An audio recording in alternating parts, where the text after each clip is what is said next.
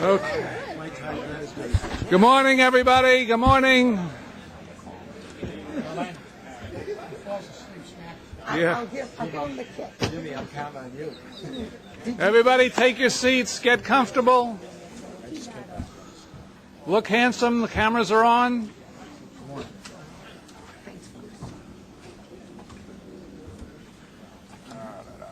I see too many wandering arounds to start. Everybody get a seat, please. You're really getting ready. Yep.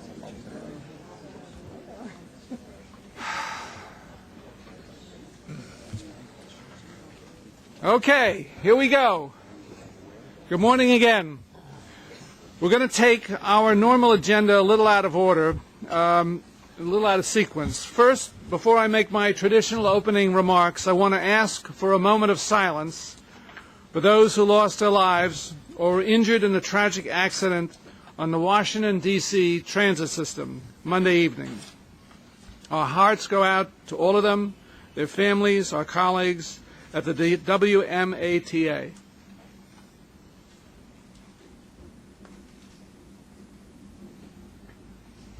Thank you. Against this backdrop of sad news, we have some good news of our own, and I ask that we try and shift gears from that somber note for at least a moment. Anyone who has been writing and reading the newspapers over this last 2 weeks knows, of course, of 2 days this month, June 11th and 12th, 2 baby girls came into the world on the MTA system. Much like the 8.5 million New Yorkers who take our system every day, those babies arrived safe and sound. With assistance, of course, from some very, very dedicated MTA employees. Working for the MTA can sometimes be a challenging and a surprising job, and sometimes the challenges come through under the most extraordinary circumstances. Brenda Sykes, a conductor on the W line, didn't expect to be in the midst of a delivery ward when she was waiting on the Whitehall Street platform to begin her route on Thursday afternoon, June 11th. After hearing a commotion coming from the R train that just happened to be pulling into the station, Brenda walked into the crowd of people and discovered a woman in labor. She immediately took command of the situation, ordered the crowd to step back, and began comforting the woman in labor. About the same time, train operator Tyrone Cloud arrived and took the lead role in the not-so-trivial task of New York crowd control. Ms. Sykes called out for a doctor, but since none was available, she took it upon herself to deliver the baby. A premature, but thankfully healthy baby girl arrived, and Ms. Sykes wrapped the baby in her coat and helped ensure that the mother and baby, who is now known as little Alicia Nina Benton, were taken safely to the hospital. By the way, I think it's a testament to the important role that the MTA plays in the lives of our customers that mother and father were actually taking the subway to the hospital when the baby arrived. That's how critically important the system is to our region. So back to our heroes.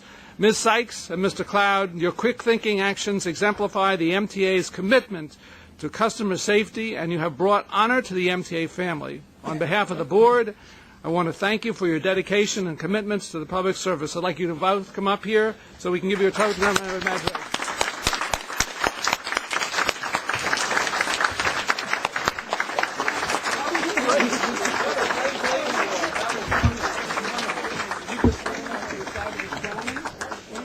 Okay. You want to move anything? Make these people look beautiful and handsome.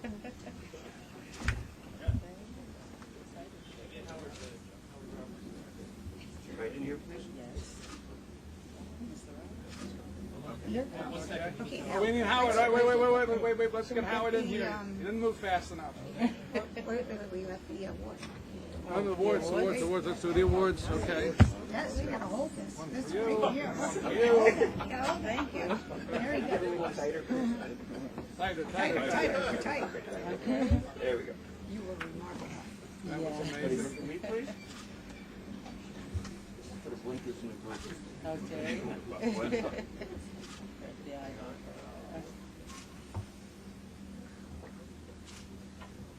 Okay. Thank you. Thank you. Okay, great. Thank you. Okay. So June was a pretty busy month. Less than 24 hours after Ms. Sykes and Mr. Cloud delivered little Alicia, bus operator Jose Pena was operating his B61 bus in Greenpoint, Brooklyn, when he heard a woman in the rear of his bus crying. He stopped the bus, and when he approached the woman, he found she was unable to speak. Moments later, Mr. Pena and a customer helped deliver a healthy baby girl. He notified Bus Command Center, which contacted the paramedics. Within a span of about 10 minutes, they arrived with Mr. Pena, ensuring that the mother and daughter were safely en route to the hospital. Mr. Pena, your actions exemplify MTA's commitment to customer service and safety and have brought honor to the MTA family. Thank you as well for your dedication and commitment. On behalf of the board of the MTA, I'd like to invite you to come up here and have another token of our appreciation.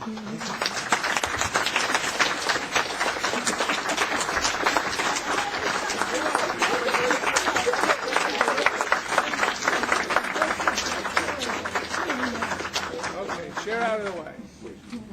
A little more. Okay. Thank you. Me? Big smiles. Everything comes in threes, folks. Thank you. Okay, one more. Hold it. Look handsome again. Thank you. Okay, thank you. Yeah, great job. That's really terrific. Thank you very much. That's a real good news story. Okay. All right, we're not done yet. Okay, we're not done yet. Stick with me. Speaking of births, it was only about 4 years ago when we gave birth to MTA Bus. And what a baby it was. On day one, MTA Bus weighed in as the 10th largest bus company in the country. Since then, our pride and joy has continued to grow nicely in size and in ridership. In fact, since the MTA Bus was created, due to the improved service and new equipment, it provided 20 million more rides in the year 2008. That is in the year 2008 than its predecessor provided in 2004. That's almost 20% growth in ridership in less than 4 years. Really impressive. I'm happy to tell you that we're not the only ones that noticed this dramatic success story. Earlier this spring, the Federal Transit Administration singled out MTA Bus Company for its dramatically improved ridership over the past few years. Our budget situation prevented the MTA bus staff from traveling to the APTA bus conference in Seattle this spring to receive the award, but today we have the privilege of having Deputy FTA Regional Administrator Anthony Carr joining us to represent this award to MTA Bus President Joe Smith. Joe, Anthony, come on up and join me for some pictures.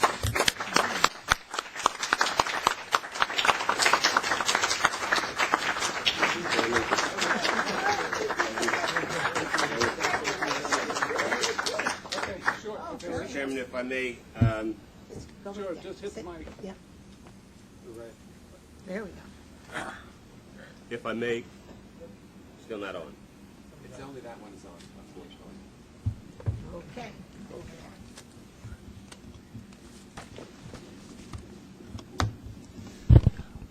On behalf of the Federal Transit Administration, Regional Administrator Brigitte Hines Sharon, I'm pleased to present to the MTA Bus Company the over 1 million in population 2009 ridership award. The MTA Bus Company is the only agency to receive this award in this category this year.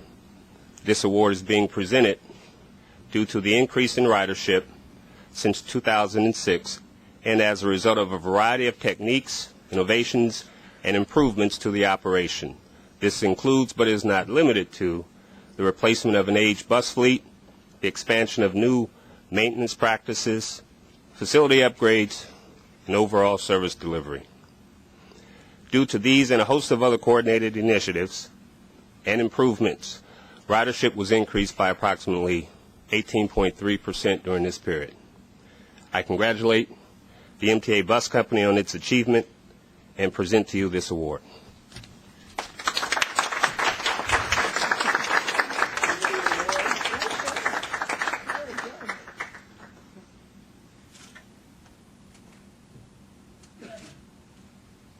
3, I know.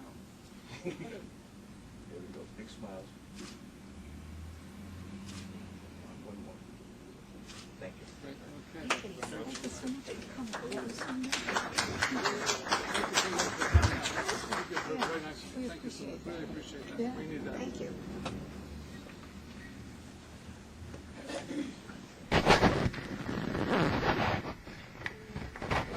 What?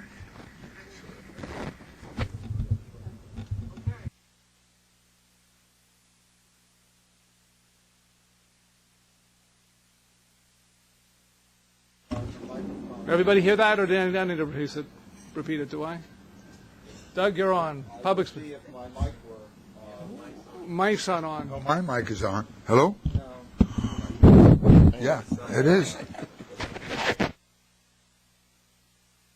No, here we are. This mic. Only that side. You guys are on the wrong side.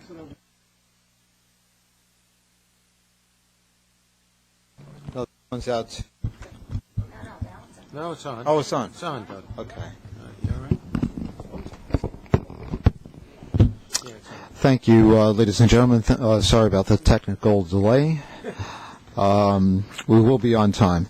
Our first speaker is the Honorable Assemblyman James Brennan, and he'll be followed by the Honorable Letitia James, member of the City Council. And we'll be calling at least a couple names at a time, since some people are in the overflow room on the 3rd floor, and we want to have enough time for them to get up here. So I'll call maybe 3 or 4 names at a time, and if they could assemble near the podium, 2 minutes per speaker, please. Assemblyman Brennan. Thank you very much, Mr. Sussman and members of the board and staff. Mr. Hemmerdinger, nice to see you, and I'm here to comment on the Atlantic Yards proposal before you this morning. My name is James Brennan. I represent the 44th Assembly District in Brooklyn. I chair the Cities Committee in the Assembly, and I'm a senior member of the Committee on Corporations, Authorities, and Commissions in the State Assembly. Also, my district includes Park Slope and Flatbush and Prospect Park. Prospect Park is just a few blocks south of the eastern edge of your rail yards. So I'm here to discuss your duty not to squander your assets and your duty to be a good neighbor. In relation to squandering your assets, the Public Authorities Accountability Act of 2005, which applies to the MTA, requires an independent appraisal of the disposition of your assets, which this proposed agreement is, and I do not see any independent appraisal of the property in relation to the arena or the remainder of the property, the yards and so on, as part of this agreement, and I suggest to you that you should complete an independent appraisal of the value of the assets prior to voting today, and so I urge you to hold over this particular proposal. I know that this proposal is executory, and so in addition, the ESDC modified general project plan, which was discussed yesterday, has several months worth of public hearings yet to take place, and so it is there is time for you to do what is required by law and complete an independent appraisal. When this project was bid back in 2005, I believe the Extel Corporation offered you funds in excess of what Forest City Ratner offered to you at that time. Just expressing my own opinion as to squandering your assets, I believe you are doing so with respect to this agreement.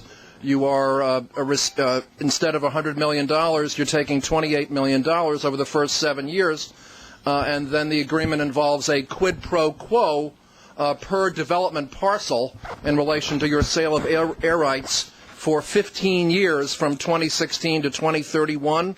Let me suggest to you that that element of the proposal is utterly speculative. The original proposal of the Atlantic Yards project included luxury housing and commercial office development and hotel. That no longer exists as a piece of this project. If you would please summarize your comments. Okay, well, I'll summarize in relation to your duty to be a good neighbor. You are having the community that I represent and hundreds of thousands of people that surround the yards be subjected to 22 years of construction. And I would suggest that that's not fair to the community, and I urge you to reconsider this, not do it, and get your appraisal done, and consider a request for proposal in relation to the yards. Let me just point out also, just very briefly, the New York City Independent Budget Office, in its testimony at the Senate Corporations Committee back on May 29th, stated that the arena, in its preliminary analysis, which is going to complete, that the arena is a boondoggle. It is not a cost benefit to the city or the state of New York because government outlays in relation to the infrastructure contribution exceed the city and the value of tax benefits to the city and state over the next 30 years. So it's a boondoggle. I suggest you reconsider your intention to vote on this today with an appraisal. Thank you very much. Thank you very much. Next speaker is the Honorable Letitia James, member of the New York City Council, who will be followed by Daniel Serrano, representing Senator Bill Perkins. First, let me congratulate all you new mothers and fathers. That is true, real girl power. I really want to thank you. My name is Letitia James, and I represent the rail yards and the communities that will be impacted by this proposed project. Someone once said that the most effective way to restrict democracy is to transfer decision-making from the public forum to unaccountable institutions. The taxpayers bailed out the MTA, and now the MTA bails out a wealthy private developer. By bailing out Forest City Ratner, you are only increasing private wealth.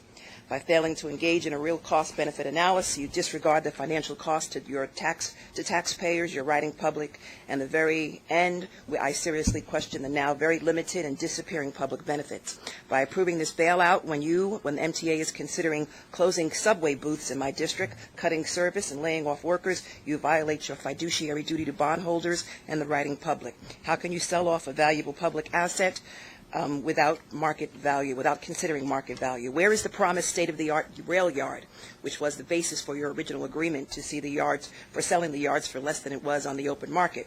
How can the Long Island Railroad continue to operate with limited capacity? Does this new agreement not violate every basic and sound business judgment rule because it is one-sided and does not, in fact, represent the best interest of New Yorkers, bondholders, and the riding public? What about the open space and the associate jobs? What about in terms of public policy, one of the most basic public policies and fundamental policies as far as I am concerned, the need for affordable housing? This proposed project reduces the amount of affordable housing to a mere 300. This is really about a public arena and not affordable housing, which in the district that I represent is the most pressing need. Every day, my office is flooded with constituents who are being evicted and displaced from downtown Brooklyn, and the state of New York should not put at its major priority a public arena.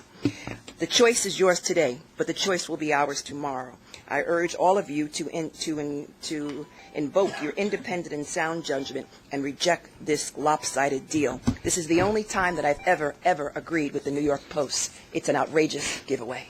Thank you. Thank you, Council Member. Next speaker, Daniel Serrano, representing Senator Bill Perkins. Thank you for having me. My name is Daniel Serrano. I am a staffer, Director of Public Policy for Senator Perkins. Can't be here today, very busy in Albany. He asked me to read perhaps you read about it. He asked me to read this statement on his behalf. As chairperson of the New York State Senate's Committee on Corporations, Authorities, and Commissions, I have had the opportunity to review the public record, engage in private briefings with ESDC staff and other legislators, meet advocates pro and con, and also to chair a public hearing regarding the Atlantic Yards project. It is clear that this project no longer resembles the project that was originally approved. It will not and cannot provide anywhere near the level of public benefits that were originally claimed. As things stand, the developer has managed only to exacerbate blight at great expense to taxpayers. Much of the controversy surrounding Atlantic Yards has been aggravated by a chronic lack of honesty, transparency, and accountability. This proceeding today is an example. Last week, I submitted a letter to Helena Williams, MTA's acting ED and CEO. It was a very simple, direct, clear, concise letter. In the letter, I asked some very basic, fair, logical questions and asked for a written response. I had the opportunity to listen to Ms. Williams' testimony at the hearing, and she struck me as an intelligent and poised individual. With all due respect, I am certain that Ms. Williams understood the basic concepts, what it was that was being asked in the letter. If not, I am certain that the MTA has ample staff, certainly in the General Counsel's office, who could have assisted to understand and to draft an appropriate response. I did receive correspondence from Ms. Williams, but I cannot call her letter a response, as it was in fact unresponsive. Ms. Williams, on behalf of the MTA, refused to answer, address, or even acknowledge the very basic fundamental questions that I asked in that letter.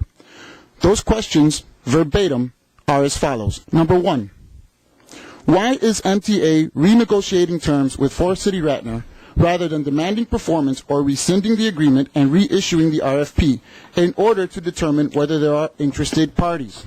If you would please be briefing your summary. I will. Appreciate it. I will. I'm going to run through the questions so that you can have the benefit of thinking about them, and then I will sum up. 4 more questions. Very simple. In renegotiating the terms, number 2, in renegotiating the terms, did MTA consider that most of the alleged public benefits it considered in 2005 have since substantially diminished or vanished altogether? 3, has the MTA contracted an independent appraiser to appraise the Vanderbilt yards to determine their fair market value? If not, why not? What is the current fair market value of Vanderbilt yards? Number 4,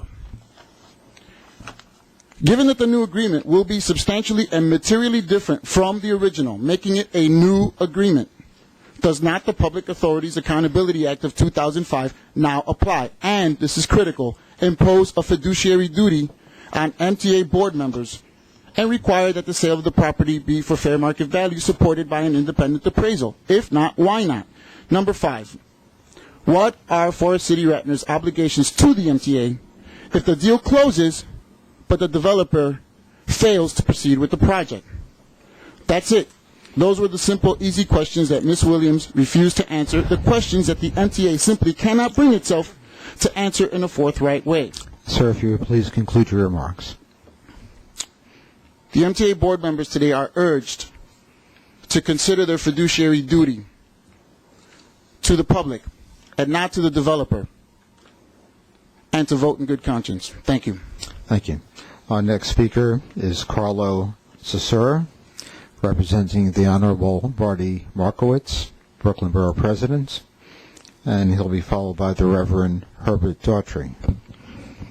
Good morning, members. Thank you for allowing me to speak today. My name is Carlo Cesura. I'm Chief of Staff to Brooklyn Borough President Marty Markowitz, who wished he could have been here today.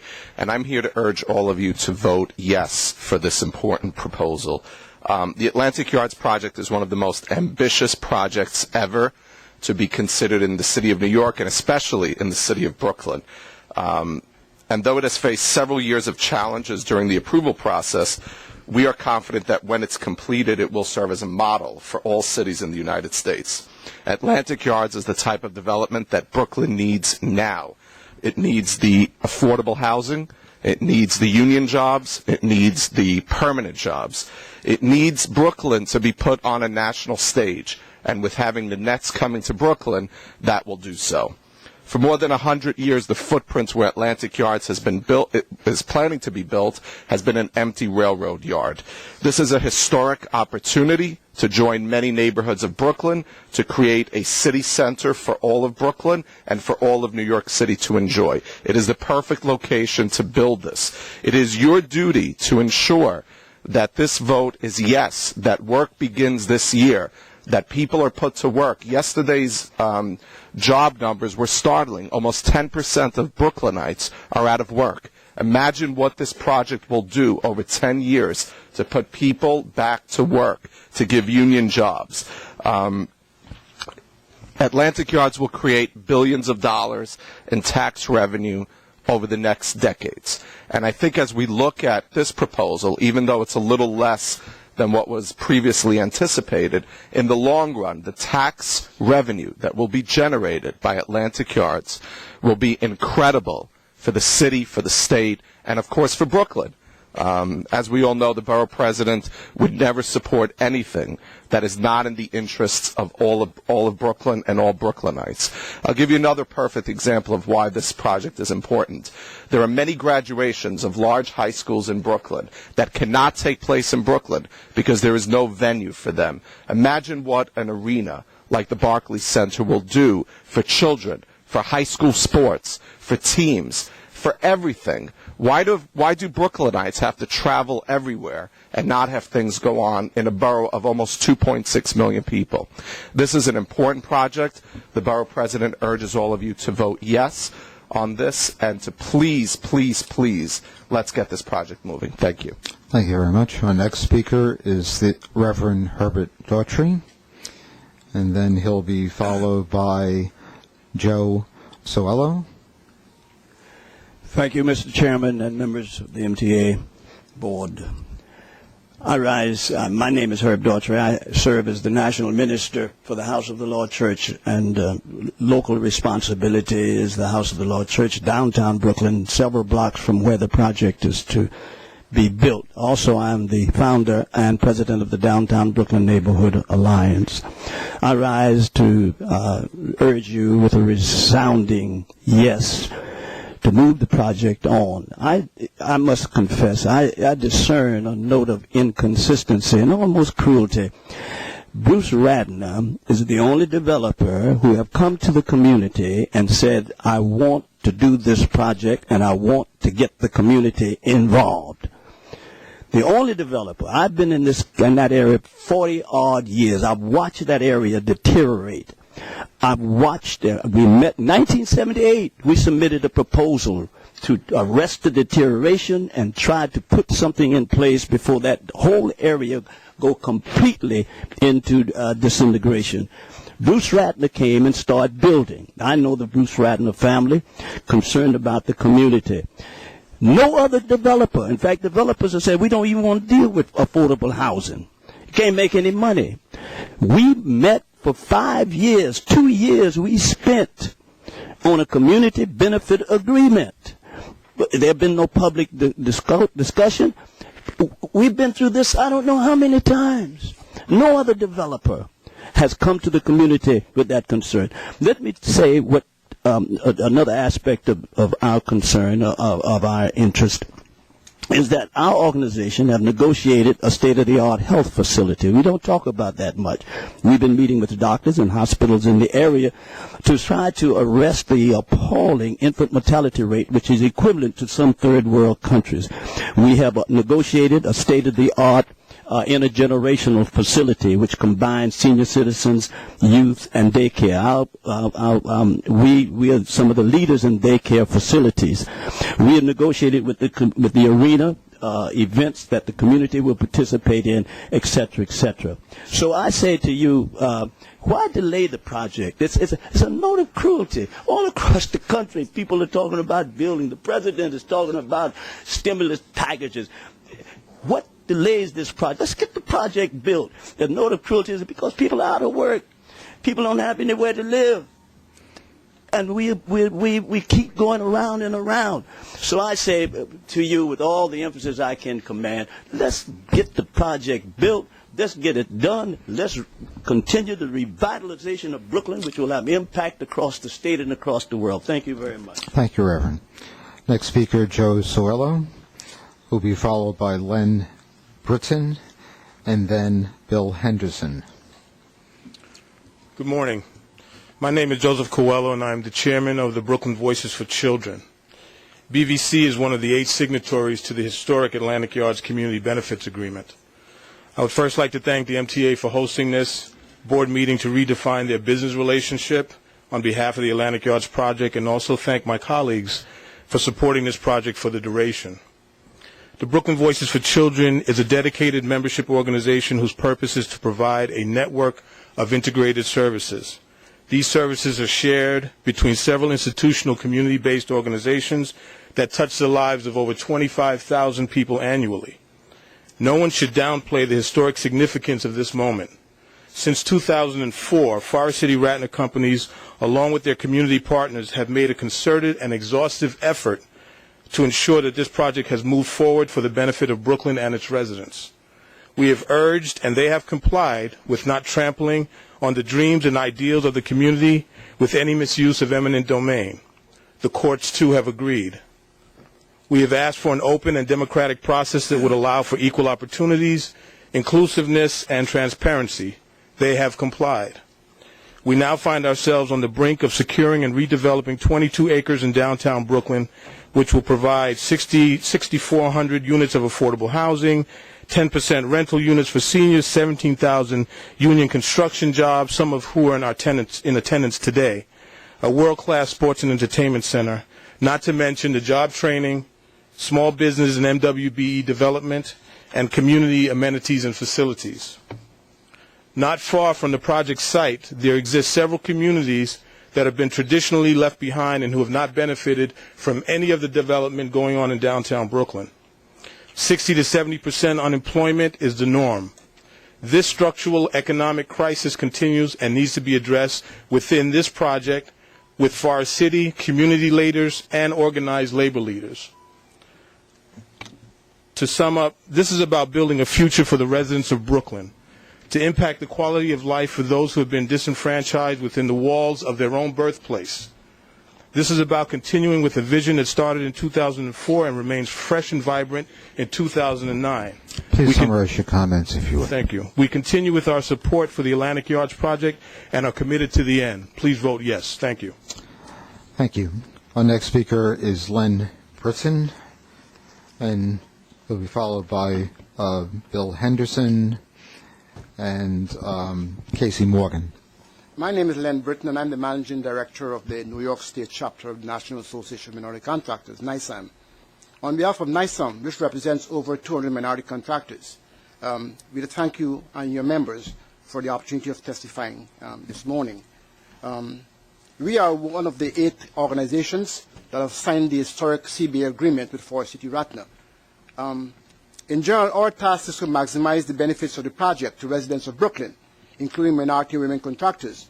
To facilitate the developer's implementation of his obligations, we hold bi-monthly meetings are held where concerns of the community are addressed and corrective actions taken.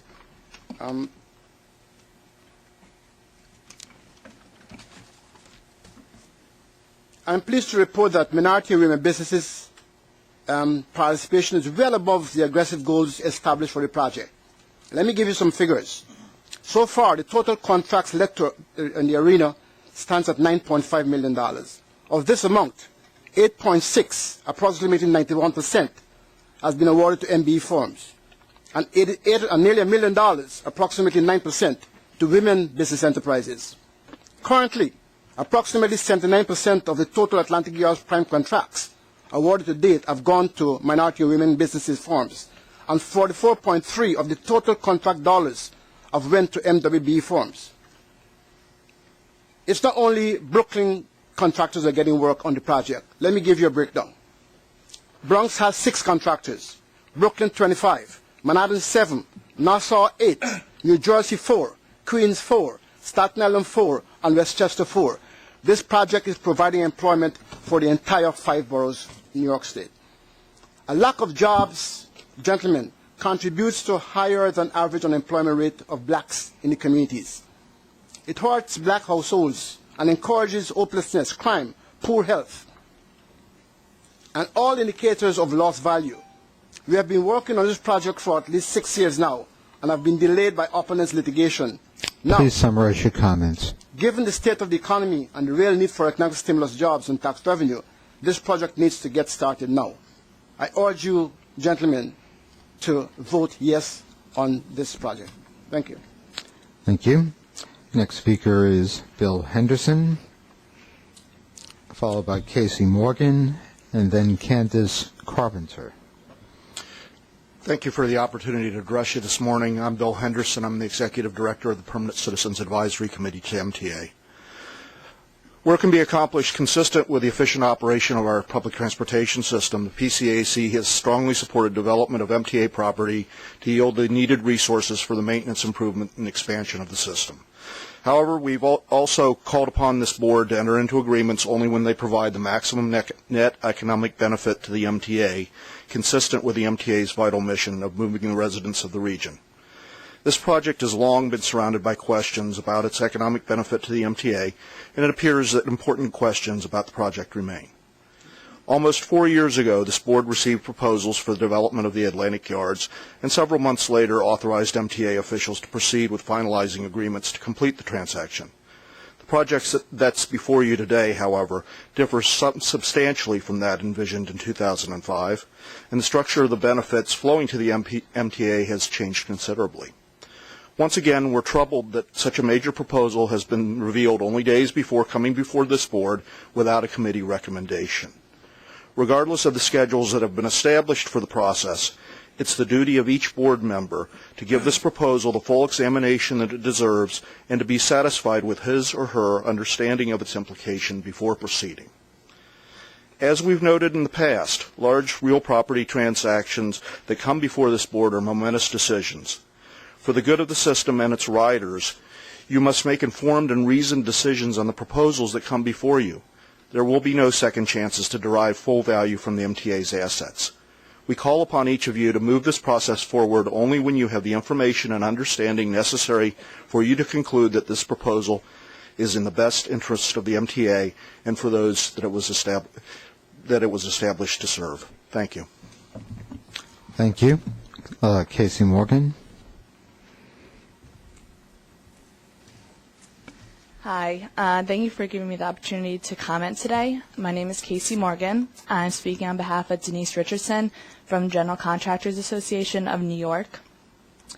Since 1909, the GCA has represented the heavy construction industry in New York City that builds and repairs the city's mass transit system. We advocate for the construction industry and the future of New York. This is why we support Forest City Radnor's Atlantic Yards project. The GCA believes Atlantic Yards is a smart investment for New York. Not only will it build affordable housing, but it will also improve transit. Studies show that the project will be an economic engine for New York City and state by generating over $5.6 billion in new tax revenue over the next 30 years. It will also create upwards of 17,000 union construction jobs and over 8,000 permanent jobs. Forest City Radnor reports that $45 million worth of contracts have already been awarded to contractors for work on the sites, and of that $45 million, minority and women-owned business enterprises have been awarded 44.2%. Atlantic Yards is and will continue to serve as a catalyst to support the growth of MWBEs, which is an important initiative for the MTA. Another MTA priority is the creation of construction jobs. The economy has hit this industry hard, providing no jobs and no work. Atlantic Yards would put thousands to work while stimulating the economy. This project will have a great impact on our city and create a positive transformation for Brooklyn. We cannot pass up this opportunity. Atlantic Yards will be adjacent to New York's third largest subway hub with 10 subway lines and the Long Island Railroad, providing easy access from all 5 boroughs. To make the station more accessible, Forest City Radnor agreed to construct mass transit improvements that would provide for direct pedestrian access to the Atlantic Avenue Pacific Street subway station complex. Along with these improvements, they will also upgrade the Long Island Railroad Yard, which will include 7 rail lines and capacity of 56 cars. These mass transit improvements will have an impact on New York's ongoing effort to mitigate traffic congestion. If you would. The improvements will further help our transit system by providing increased revenues for the MTA. Building infrastructure in New York gets back more than it puts in. We cannot afford to lose this opportunity to develop a project that will provide affordable housing, construction jobs, permanent jobs, mass transit improvements, and significant funding for the MTA. The positive of Atlantic Yards far surpass the negatives. Thank you. Thank you.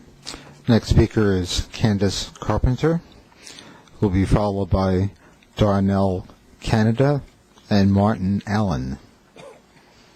Good morning. My name is Candace Carpenter. I'm an attorney in private practice in in Manhattan, and in my spare time, I am the head of the legal team for Develop Don't Destroy Brooklyn.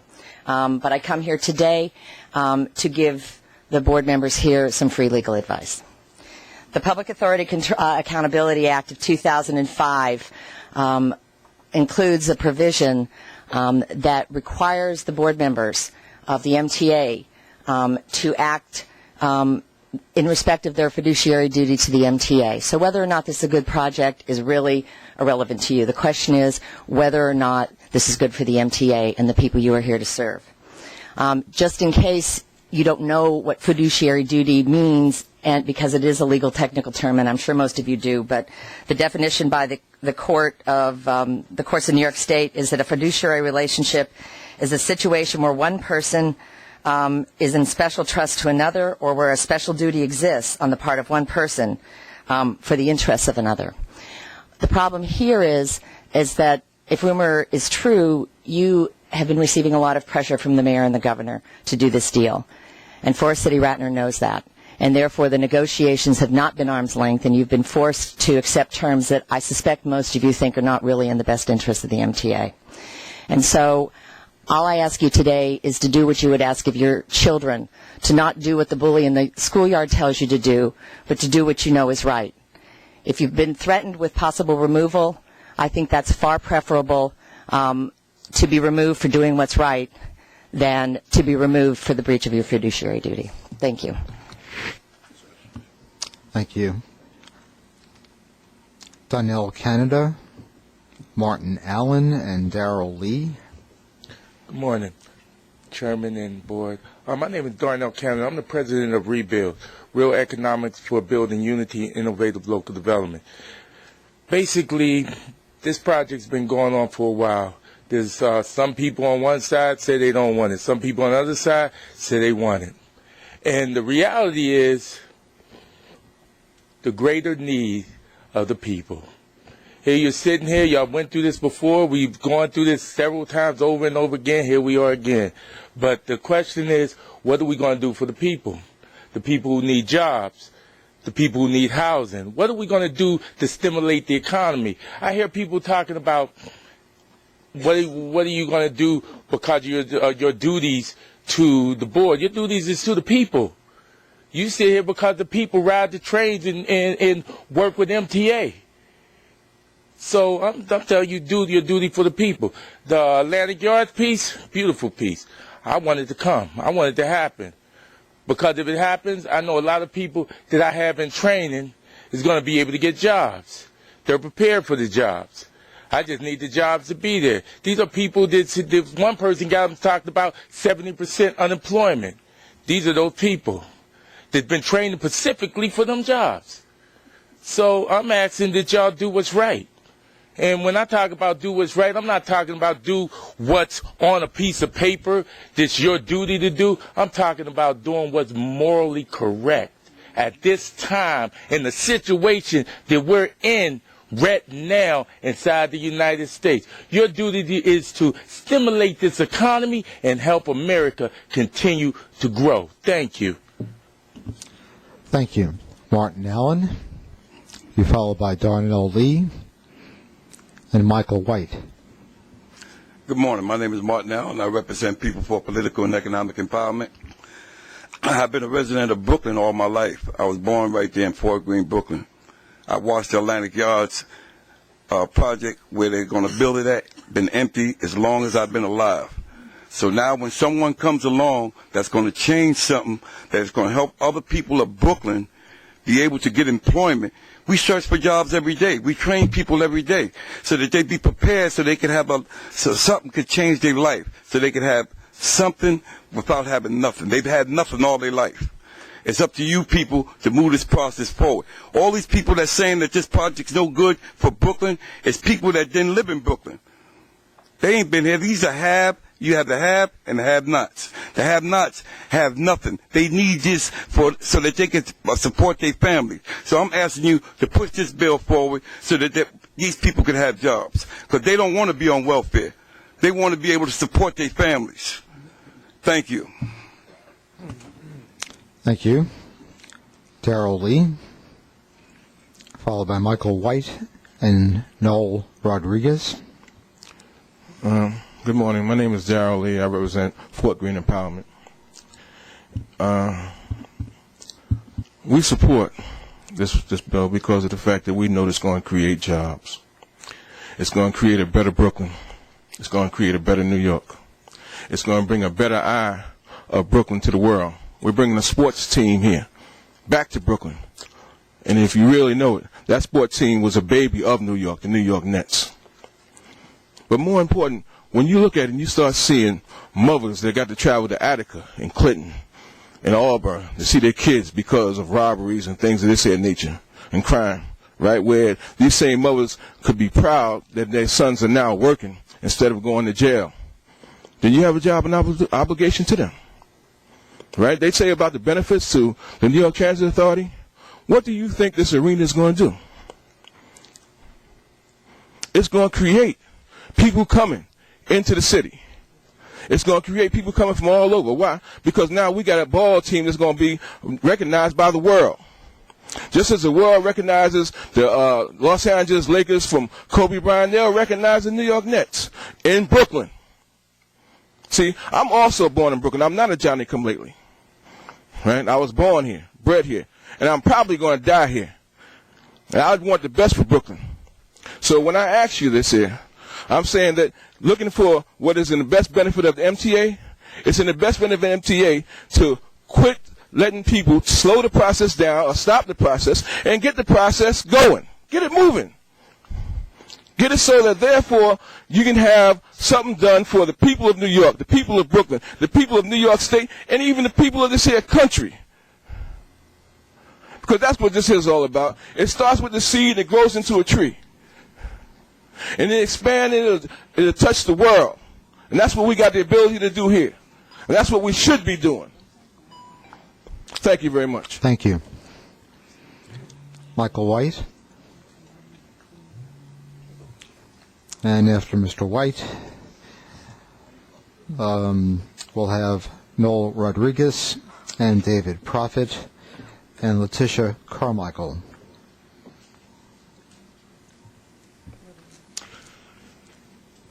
Michael White, Noticing New York. Plus ça change, the more things change. Plus une chose en particulier ne change pas, la transaction fixée, the wired deal. Yes, the economy has changed. There's been an economic downturn. Now is the time to get a better deal from developers that we are dealing with, not a worse one. If you read the newspapers, you'll see that that's exactly what Forest City Ratner is doing in dealing with its own contractors. And we hope that you are aware that other state and local governments are taking advantage of the economic downturn to have their funds go further. And yet, today you are proposing a bailout for a financially weak developer, a deal that is worse for the public in every conceivable way and better for the developer. A project of less value under the rubric of value engineering, less money from the developer up front for the MTA in its time of need. Less will be done by the developer, less commitment. Delivery of public benefits will be postponed.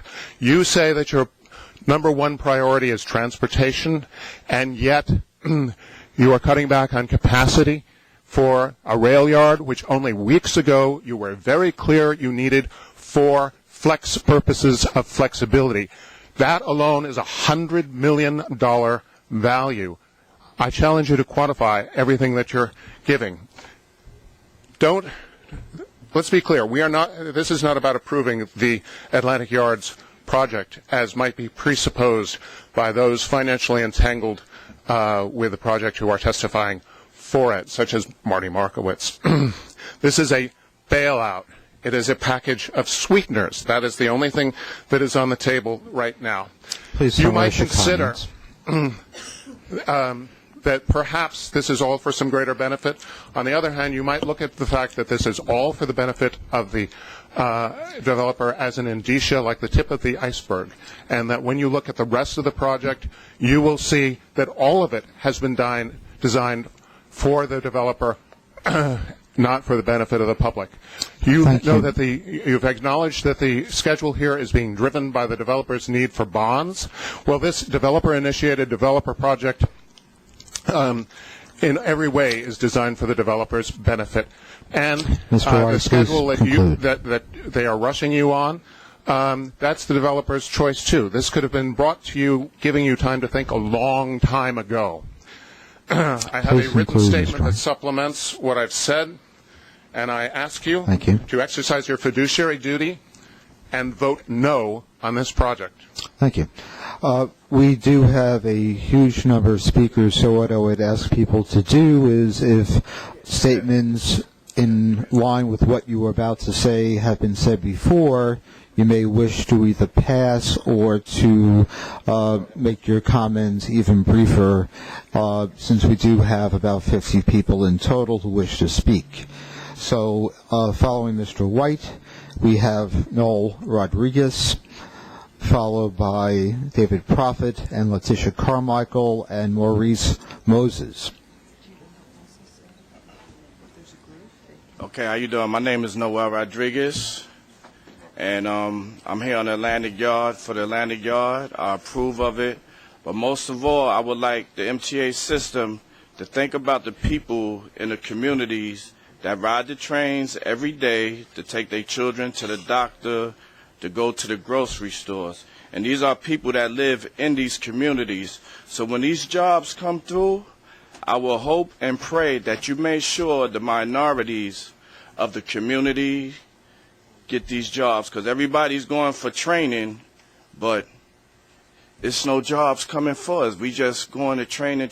So I hope y'all find it in your heart to support the people that's in training and give us these jobs. Thank you. Thank you. Donald Elliott, David Prophet, Letitia Carmichael, Maurice Moses. And by the way, if you're all speaking for the same organization, you may wish to designate one person. No, just, if you have a common, thought, in the interest of time, you may just wish to designate one person to articulate that. But that being said, our next speaker, please. Please. My name is Letitia Carmichael, and I'm in training right now. I'm looking for a job. I don't want to be on food stamps. And the economy is bad right now. People have nowhere to live, and it's hard out here. People struggling. So I'm asking y'all, could y'all please help us and bear with us and, help us out. Okay, thank you.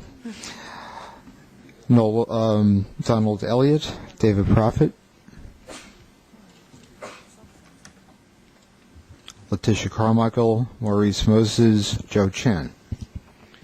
My name is Donald Elliott. I've been a resident of Brooklyn Heights for about 40 years. I served on this MTA board for 10 years, ending in 1978, so I know something about the problems you're facing. I was chairman of the Planning Commission during John Lindsay's administration. I'm on the executive committee of the Downtown Brooklyn Partnership, and I've been very much concerned about development in the whole city and in Brooklyn throughout my professional career. I rise today in support of the changes which the MTA has made in its arrangement with Bruce Ratner. Times change.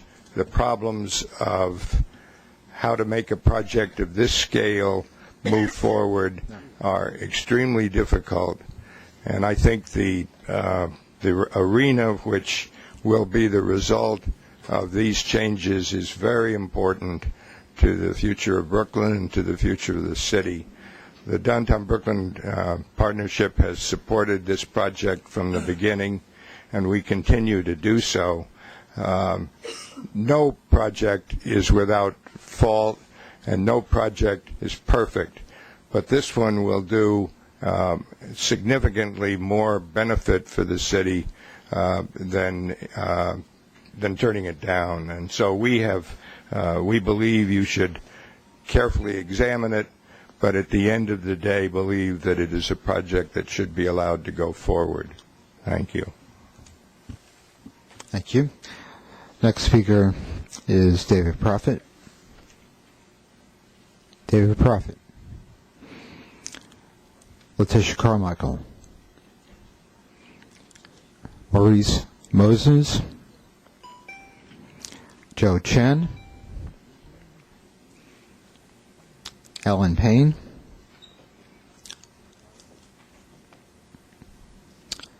Followed by Gerard Smith. Angel Pilot or Pillow.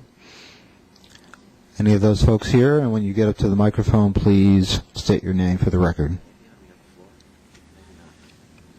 Thank you. My name is Joe Chan. I'm president of the Downtown Brooklyn Partnership, which is a not-for-profit local development corporation whose mission is to advance economic development in downtown Brooklyn. I'm here to express the Downtown Brooklyn Partnership's strong support for the Atlantic Yards project. Over the last 2 decades, downtown Brooklyn has enjoyed a period of historic growth. In 1991, the first building in Metrotech Center was built by Forest City Ratner Companies on land that was blighted and underutilized. Over the next few years, Metrotech would continue to grow, and as a result, downtown Brooklyn would become New York City's 3rd largest central business district and the city's best option for retaining businesses that ordinarily would leave New York State. In 1998, downtown Brooklyn's first full-service hotel, the New York Marriott at Brooklyn Bridge, was constructed. The hotel's success over the last decade has resulted in a 280-room expansion and spurred the construction of over 1,000 hotel rooms since. In 2004, the city rezoned approximately 60 blocks of downtown Brooklyn to allow for downtown Brooklyn's growth as a mixed-use community. Since then, over $3 billion worth of private investment has occurred. I mention these points in downtown Brooklyn's recent growth trajectory because we are at a critical moment in downtown Brooklyn's history. The Downtown Brooklyn Partnership cannot underscore enough how important the Atlantic Yards project is to the future of New York City. It will provide a much-needed infusion of jobs and economic opportunity, as mentioned earlier. It will transform what has historically been a gaping hole in the borough's landscape into a diversity of uses that will better connect the surrounding communities. And it will bring downtown Brooklyn, a downtown to a borough of 2.5 million people, its first arena, its first major league sports team in 51 years, and its first venue where big indoor events can be held. In short, nothing could be more important in spurring new economic activity or in continuing downtown Brooklyn's growth into one of the nation's great urban centers. Given that the project's developer has a long track record of successfully completing large and complex projects that span multiple economic cycles, we respectfully request that the MTA Board of Directors support the Atlantic Yards project. Thank you. Thank you. Alan Payne, Gerard Smith, Angel Polo. Yes, my name is Alan Payne. I'm representing Rebuild, a community-based group. I'm also representing Local 79 of the laborers and mason tenders of New York. It's extremely important to put this project through. The amount of work that it will bring and the unemployment that it will push to the side is extremely important for this borough. Thank you very much. Thank you. Gerard Smith. Angel Perot. Hello, good morning, everybody. I'm a resident from Fort Greene section in Brooklyn. And I really like y'all to take it into consideration and get this project started. And because Rebuild, it wasn't for them, I'd probably be doing something negative. And they're helping me out, training me very well. And I wish y'all get this job started. Thank you. Thank you. Gerard, I'm sorry. Angel Polo. Good morning, everybody. My name is Angel Plot. I'm also in training for Rebuild, and Rebuild has done a lot for me. Basically, if I didn't have Rebuild, I'd be also doing something negative.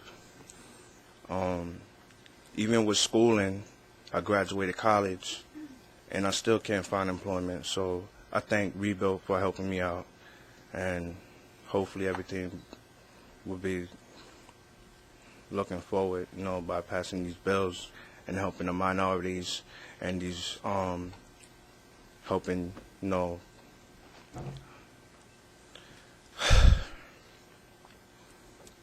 helping passing the bills and stuff like that, so I could support my family, my wife, my son, and that's all I gotta say.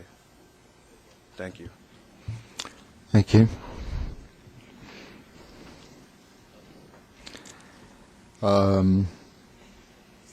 Faris Webb. Faris Webb.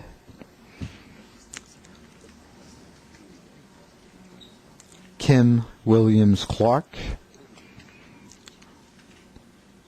Anthony Duncan or Dunker. Georgia Gordon.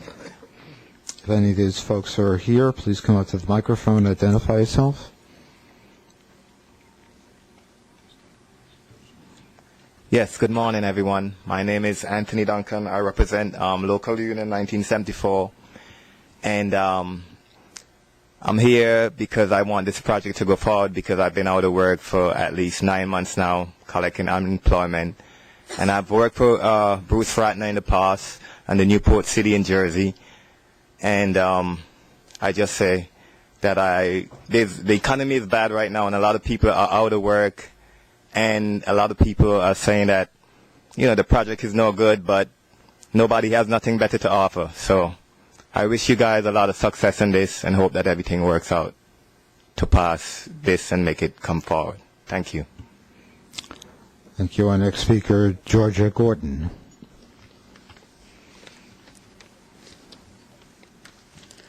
Good morning. My name is Georgia Gordon. I'm an ACORN member. I've lived in Brooklyn, the East New York section, for 25 years. And for all those years, I've been fighting with ACORN members for affordable housing.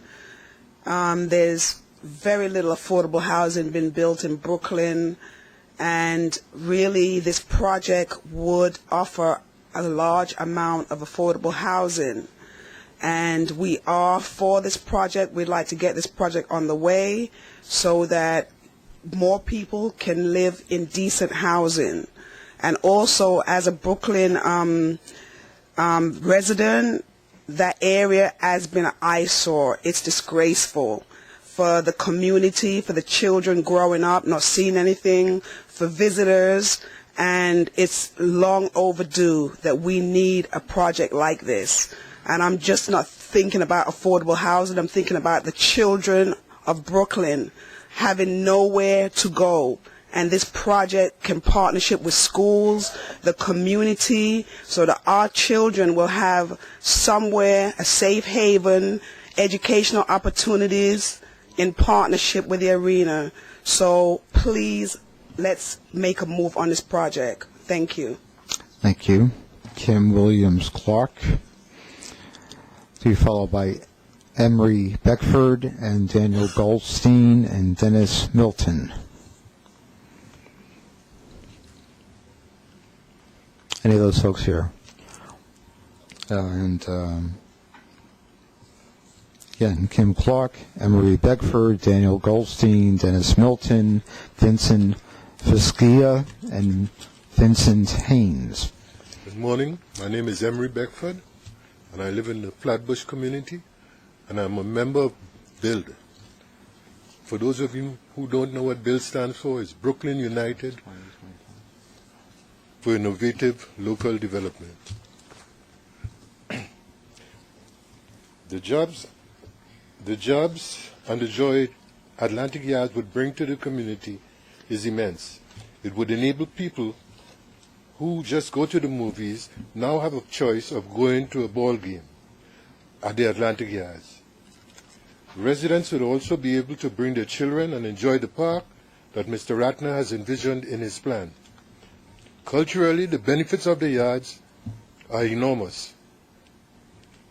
People of all races would be descending upon the Atlantic Yards from all areas and interacting with community people.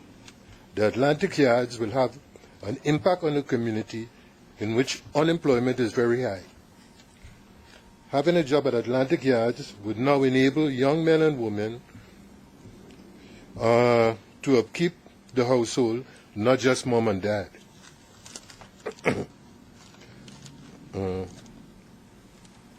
Excuse me? Get this piece of paper.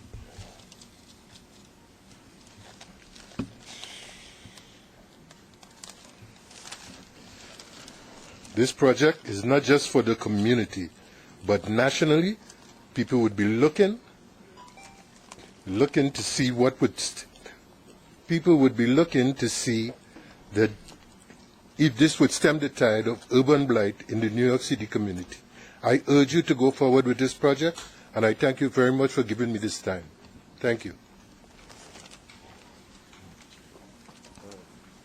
Thank you. Daniel Goldstein. Then Dennis Milton. Thank you, ladies and gentlemen of the board. My name is Daniel Goldstein with Develop Don't Destroy Brooklyn. WNYC Radio reported this morning that some board members are in despair about the terms of the New Deal with Far City Ratner, but that you're getting pressure from a mayor with his tentacles everywhere and a governor with a 20% approval rating to vote for this deal, and that there is no market for 8 valuable acres in the heart of Brooklyn. That's nonsense. But you do not need to despair. You can issue an RFP, or you must consider our offer after tabling today's vote. I'm here to announce that Develop Don't Destroy Brooklyn is making an offer of $120 million to the MTA to purchase the development rights for the Vanderbilt Yard. Our offer for the yard is to develop a mixed-use development plan over the rail yards based on the Unity Plan framework. Please visit unityplan.org to learn about that framework, and you can read the handouts which detail the framework and detail the structure of our offer. Empire State Development Corporation has copies of that Unity proposal. We are certain that our offer would receive stiff competition if the yards were put out to bid with an RFP and underwent a competitive and fair bidding process. But we do feel fortunate that we can make such a discounted offer for such a great piece of real estate due to the absence of a competitive bidding process. Our proposal will provide the MTA with a more attractive financial return than the Far City Ratner offer, and on the basis that our proposal will likely engender widespread community and civic support, we hope and expect that the MTA will provide the opportunity through discussion and negotiation for further refinement of the Unity proposal. The MTA Board today must table any decisions on the rail yard sale until it has time to review our offer alongside the Far City Ratner Please summarize your comments. new terms. The summary is we're making a $120 million offer for the rail yards. And we demand, and the people of the state demand, that you do not vote on the Ratner deal until a thorough and proper study of our real offer, our bona fide offer, is completed. Disregarding this offer will violate your fiduciary duty to this great state and its millions of transit riders. And presumably you will offer the same generous terms that you are considering for Far City Ratner on the low interest mortgage you're doing with them. Okay. Thank you very much. Yep. I'm not finished. I have Yeah, but we I have have a summary of our offer. quite a few- I think there are 23 members. I will pass them to you. We have 4 copies of the plan itself, and for the press, we have a statement for you, and we We can can talk make about it additional later. copies, but we would like to move on. Okay? Thank you very much. Who can I give this? Dennis Milton, Vincent Fiskia, Vincent Haynes, James Caldwell, Marie Lewis. Your name, sir. Good morning. Mr. Chairman and board members, my name is Dennis Milton. I'm the business agent with Local 580 Iron Workers, a delegate for the whole state of New York. I'm an iron worker for 42 years. What Brooklyn needs is work. Putting people to work in Brooklyn, inviting residents from our organization can be picked up at the local Union Hall. The brochures are there. I have to compliment the MTA from the top and the rank and file all the way down to the field members for an outstanding job they did at 9/11, and I think it goes unnoticed. I don't know if anybody ever gave you some credit for that you did a great job. Now back to Atlantic Yards. This would be a Brooklyn's own Madison Square Garden. It create jobs for Brooklynites. Ratner is a local business from Metrotech and wants to build Atlantic Yards. There's nothing wrong with putting a local contractor to work.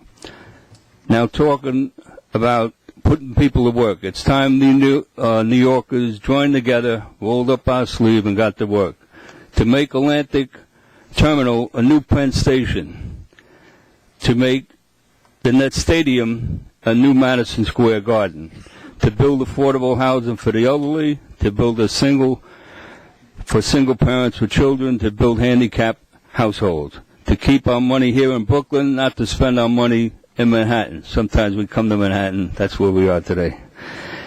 We need jobs now, and that's what we got to do. And as far as your fiduciary obligation, it's also to be creative. Doing nothing, you're not doing nothing. Putting people to work, you are creative, and you'll build the MTA for future people in the city of New York. Respectfully submitted, Dennis Milton. Thank you. Thank you. Next speaker, please.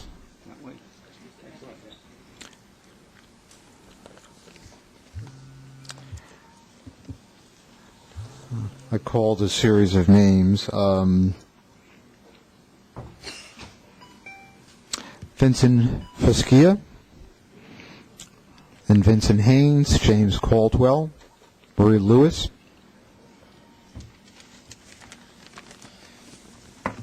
Your name, please. Good morning. Good morning. My name is Vincent Haynes. I'm a concerned citizen seeking gainful employment.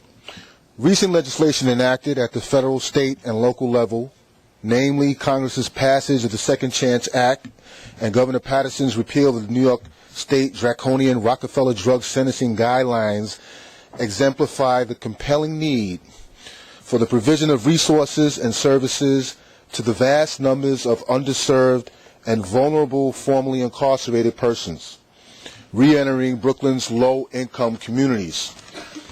For the past 5 years, Brooklyn United for Innovative Local Development, better known as BUILD, a nonprofit community-based organization and chief proponent of the Community Benefits Agreement, negotiated with the project developer Forest City Ratner Companies.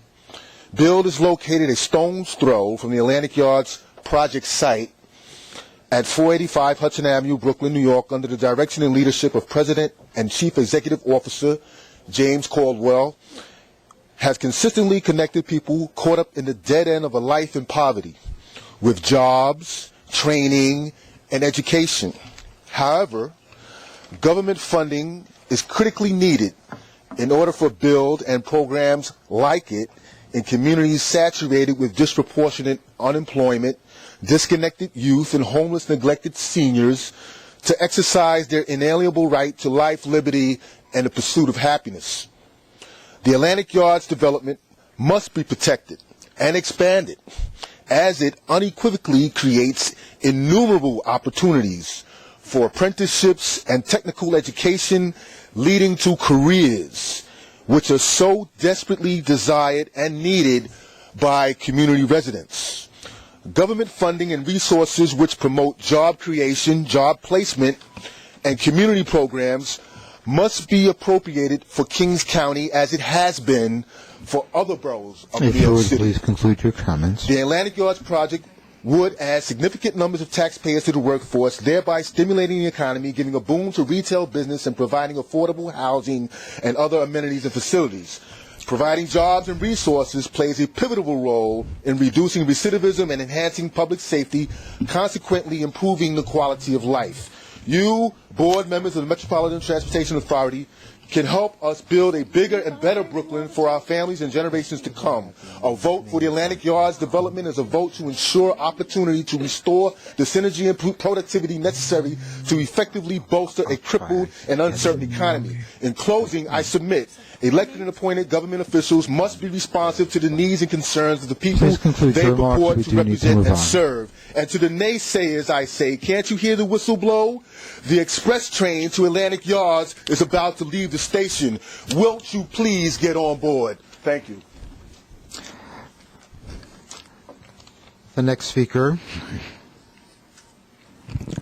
Good morning, Mr. to the chairperson, to the committee. I'm sorry, your name is? My name is James Caldwell. I'm the Thank you. president and CEO for Brooklyn United for Innovative Local Development, and also a president for the 77th Precinct Community Council for the past 12 years. First thing I would like to say is I thank God for giving me this opportunity to be here this morning, because truly we had a lot to be thankful for, with the fact that I just, 7 years ago we had a triple bypass. But Mr. Radner, I know a lot of people are coming in saying how they support the project. I want to talk a little bit about his compassion that he has shown to the Prospect Heights community and the Crown Heights community and some of the other communities. Back in February the 24th, there was a fire on Grand Avenue between Grand and Clawson Avenue. There was a lady that lived on the 4th floor named Ms. Williams, 23 years old. Fortunate for her, she had left her son with the father the night before. An arson came in and started a fire there. She tried to jump to her safety and fell to her death. On the 3rd floor, there was the husband, the wife, and a 1-year-old son and a 3-year-old daughter. The father, being a Muslim, was up front praying. He heard his wife screaming and yelling. The smoke was so intense, he accidentally fell out the 3rd floor window. Only thing that saved him that he fell on top of the lady that lived on the 4th floor. Now, all of a sudden, he's in the hospital. They don't know whether he's going to make it or not. His leader come over and tell him that his wife has perished in the fire. His remarks were, well, God knows what's best. Now he needed a place to stay. Red Cross gave him $250, and he had to go live with strangers. I personally went to Mr. Radner and asked him to give this individual a place to stay. Mr. Radner gave him a place to stay, paid for everything, put him in the footprints, and gave him the same opportunity that he will give anyone that he's going to move out of the that will be moving from the footprints to be able to come back to Atlantic Yards. I say to you that, this person was given an opportunity, and to this date, this person has never met Mr. Radner. And I can talk about all the kids that have been able to go to basketball games, kids that don't never get an opportunity to leave our community. Mr. Radner signed the community benefit agreement with us. Since he has signed this agreement with us, we have been able to put 200 people to work, Please So we come today just to talk about the compassion, and also to say in the black community, there's over 60% of black males that are unemployed in our community that will be given an opportunity to work if you approve this project. And just let me say this, there's 50 people waiting downstairs right in front of your building that want an opportunity to come up to talk to you about what Mr. Radner has done in their life. Thank you very much, and God bless. Our next speaker, Marie Lewis. Yes. Good morning. My name is Marie Lewis. I'm the Chief Operating Officer for BUILD, Brooklyn United for Innovative Local Development. I thank God for the opportunity to address you all this morning and to urge you to approve the proposal before you so that this project can move forward. 4 years ago, in July of 2005, many of us addressed you to urge you to award for city the bid for the rail yards, and at that time we felt like this was a great and exciting project that would create many opportunities for many in our community. Not only would the project in and of itself create opportunities, but we have a developer who has been progressive enough where he has engaged many of us from the community to engage in a community in negotiating a community benefits agreement and signing this legally binding document that encodes that codifies strategies to ensure that many of the people who need it the most are able to connect to employment opportunities, affordable housing opportunities, small business development opportunities, and many more. And we thought that was important at that time. Given the current state of the economy, it is even more, this project is even more important. The promises for the benefits that it holds for our community is even more urgent now than it was then. And it is with that sense of urgency that we urge you and we beg that you approve this deal so that we're able to move forward. Even with the many delays that the project has been confronted with since its approval in December of 2006, lawsuits and the like have slowed down its progress. But even in dealing with that circumstance, the developer has shown tremendous good faith and has worked with us to help contribute to our ability to still work and place over 200 people in jobs since the signing of the CBAs till today. It is time that the floodgates of opportunity open that can be ushered in with the start of this project, and that is why, again, we beseech you to help us, no longer have to wait and be able to move forward and connect more people to opportunities who so badly need it in our communities. The job opportunities, the small business development opportunities. When you're looking in our community where many of us have lived in and around the project site for decades, looking for and needing this type of opportunity. Not that this project will solve all the ills that many contend with in our community, but it goes a long way towards, number one, developing a model where you can have development where folks who need to benefit for it can. So again, please approve this project. Thank you very much. Again, we still have quite a few people, so for those who have heard their colleagues speak on this matter before, they may wish to just pass or designate someone to speak for them. I will read the names, but you may choose to designate some of you, a colleague, to speak on your behalf. So, and if you can keep it under 2 minutes, that would be most appreciated. We have a board meeting to conduct following this. The next speaker is Sam Abraham, New York Marriott at Brooklyn Bridge. No. Joe Rendy, Kim Williams, then Richard Avilas, Keith Stubblefield, and please identify yourself at the microphone. My name is Joe Rendy, and I'm speaking on behalf of Robert Cattell. I am co-chairman of the Downtown Brooklyn Partnership and Economic Development Organization, whose mission is to advance the economic development in downtown Brooklyn. I've served on the boards of numerous organizations around Brooklyn and New York City for more than 2 decades. I've dedicated a good portion of my life to growing downtown Brooklyn into a dynamic and economically diversified urban center. More than 25 years ago, I was part of a team of public-private sector leaders that created MetroTech Center, a $6 million square foot corporate and academic park that has since established downtown Brooklyn as New York City's 3rd largest central business district. Nearly a decade ago, the area's business community founded the Downtown Brooklyn Council, which worked successfully with the city to develop a comprehensive land use plan for downtown Brooklyn. That plan was passed in 2004 and spurred approximately $3 billion worth of public and private investments that will help transform downtown Brooklyn into a new residential community and a center for arts, culture, and hospitality. It is with the future of downtown Brooklyn in mind that I support the Atlantic Yards redevelopment project. First of all, let me say that the MTA has a great private sector partner in Bruce Ratner.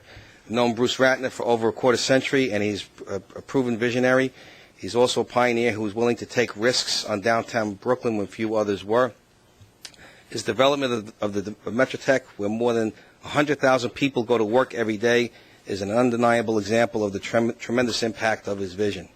The Atlantic Yards will help establish downtown Brooklyn as a center for sports, entertainment, and big events, all of which will generate much-needed economic activity that will benefit Brooklynites and the borough's businesses, large and small.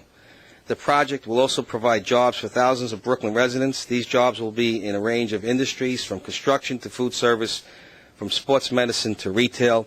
The aggregate impact of those jobs will be felt far beyond the the project boundaries and will resonate for generations to come. It has been Please an honor. conclude your remarks. Okay, on that note, I would respectfully ask that the Board of Directors of the MTA to approve the Atlantic Yard proposal before you today. Thank you. Thank you. Kim Williams, Richard Avilas, Ken Stubblefield, Anthony Williamson, rather. I know some people are making their way up from the third floor. So, but when I call your names, please make your way up here right away. Any of those folks here? Yes. Your name is, please. Excuse me. Good morning. My name is Keith Stubblefield. I'm the Chief Financial Officer of BAM. I'm here representing BAM and BAM's President, Karen Brooks Hopkins. Here today to discuss BAM's potential relationship to the Atlantic Yards development. BAM is a proud and historic member of the downtown Brooklyn community. We're a not-for-profit organization that holds the distinction of being America's oldest continuously operating performing arts center. We present or produce more than 225 live performances a year, and we have a 4-screen cinema that is open 365 days a year. As such, we are attracting more than 500,000 visitors to the area annually. Today, we're also preparing to start construction on a third facility, which will help us expand our services and educational programs to the communities that surround BAM. The BAM Cultural District is home to another 40 arts and cultural groups that present and create works in a range of disciplines and media. Together, we are becoming one of the nation's most exciting and creative cultural districts. If you look closely at our country's most vibrant cities, you will find they all have thriving arts and cultural centers, and many of them are enhanced by major sports and entertainment venues. Despite having an incredibly strong cultural base, downtown Brooklyn lacks a large venue for professional sports and larger performances. The growth of downtown Brooklyn as an entertainment destination through the development of the Barclays Center in particular has the potential to benefit BAM in the following ways. The proximity of the Barclays Center to BAM will increase downtown Brooklyn's visibility, thereby exposing BAM to a broader audience and bring more diverse crowds into the area, allowing new people to discover BAM. More activity in BAM's immediate vicinity will help increase the number of donors, subscribers, and attendees at BAM events, and enhance our capacity to fulfill our mission to deliver world-class cultural offerings to an ever wider and more diverse audience.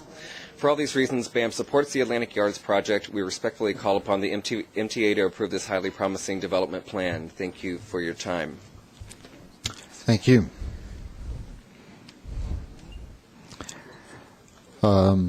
Anthony Williamson, to be followed by Philip Russo.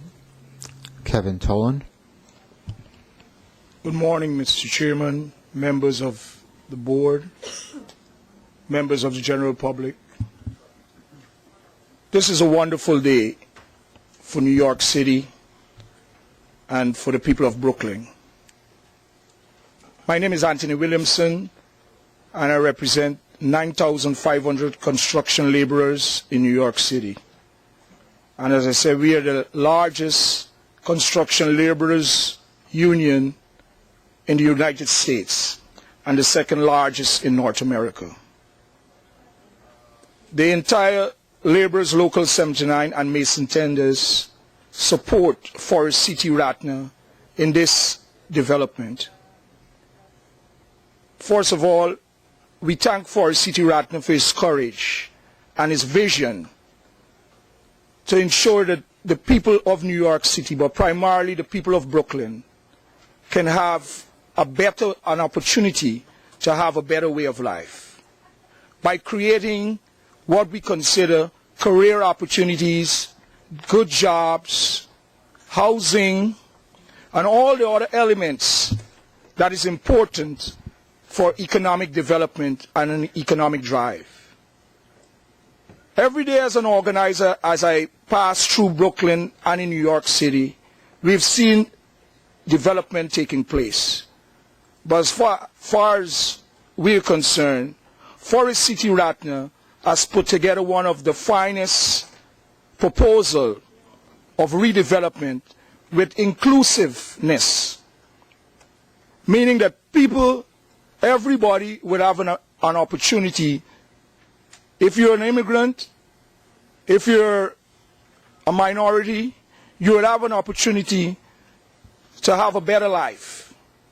When we look around in this economy, there are many, many opportunities that people can move forward with. Please conclude your remarks. Forest City rather has shown that with this development, we can move forward in an economic way to make this city a better place. Thank you, so Mr. I urge you to vote for this project. Thank you, Mr. Thank you. Williamson.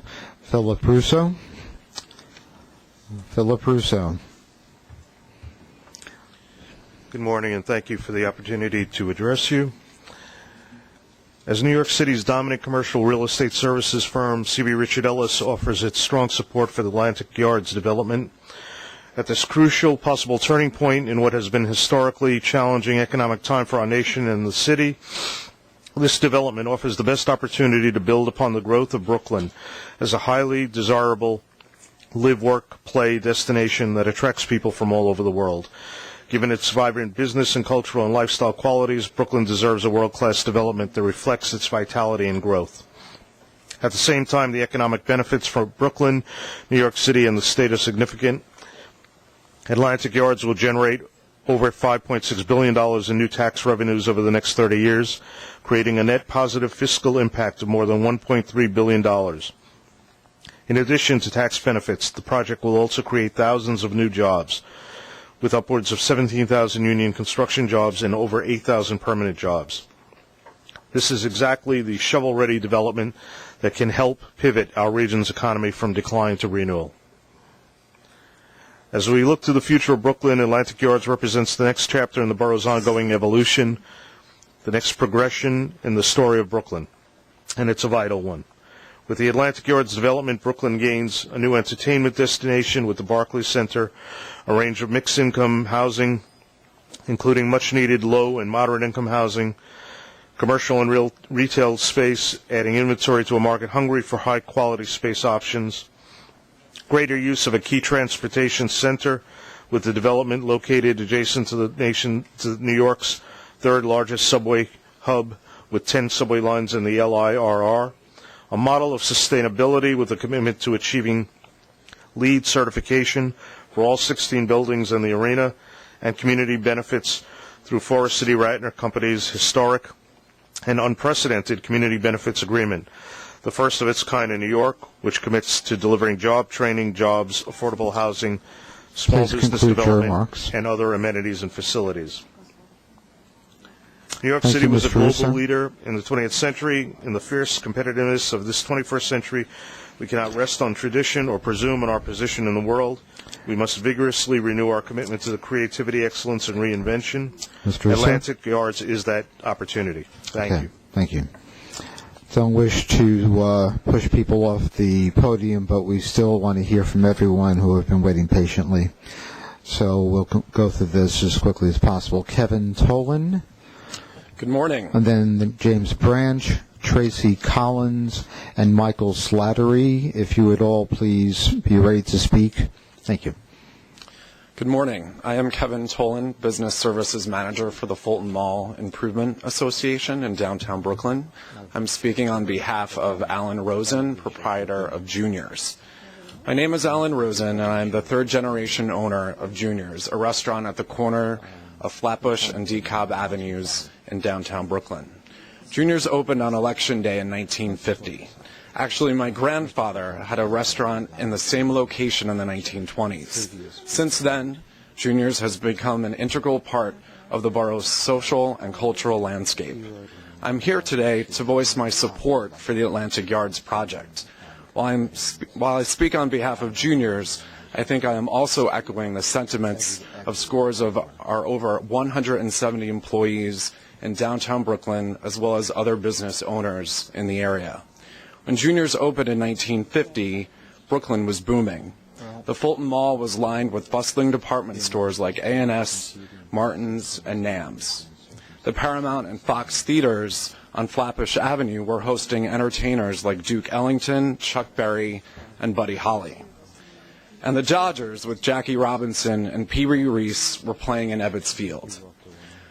Though these institutions and individuals have since left Brooklyn, Juniors has remained serving cheesecake and corned beef sandwiches to generations of Brooklynites and Brooklynites at heart.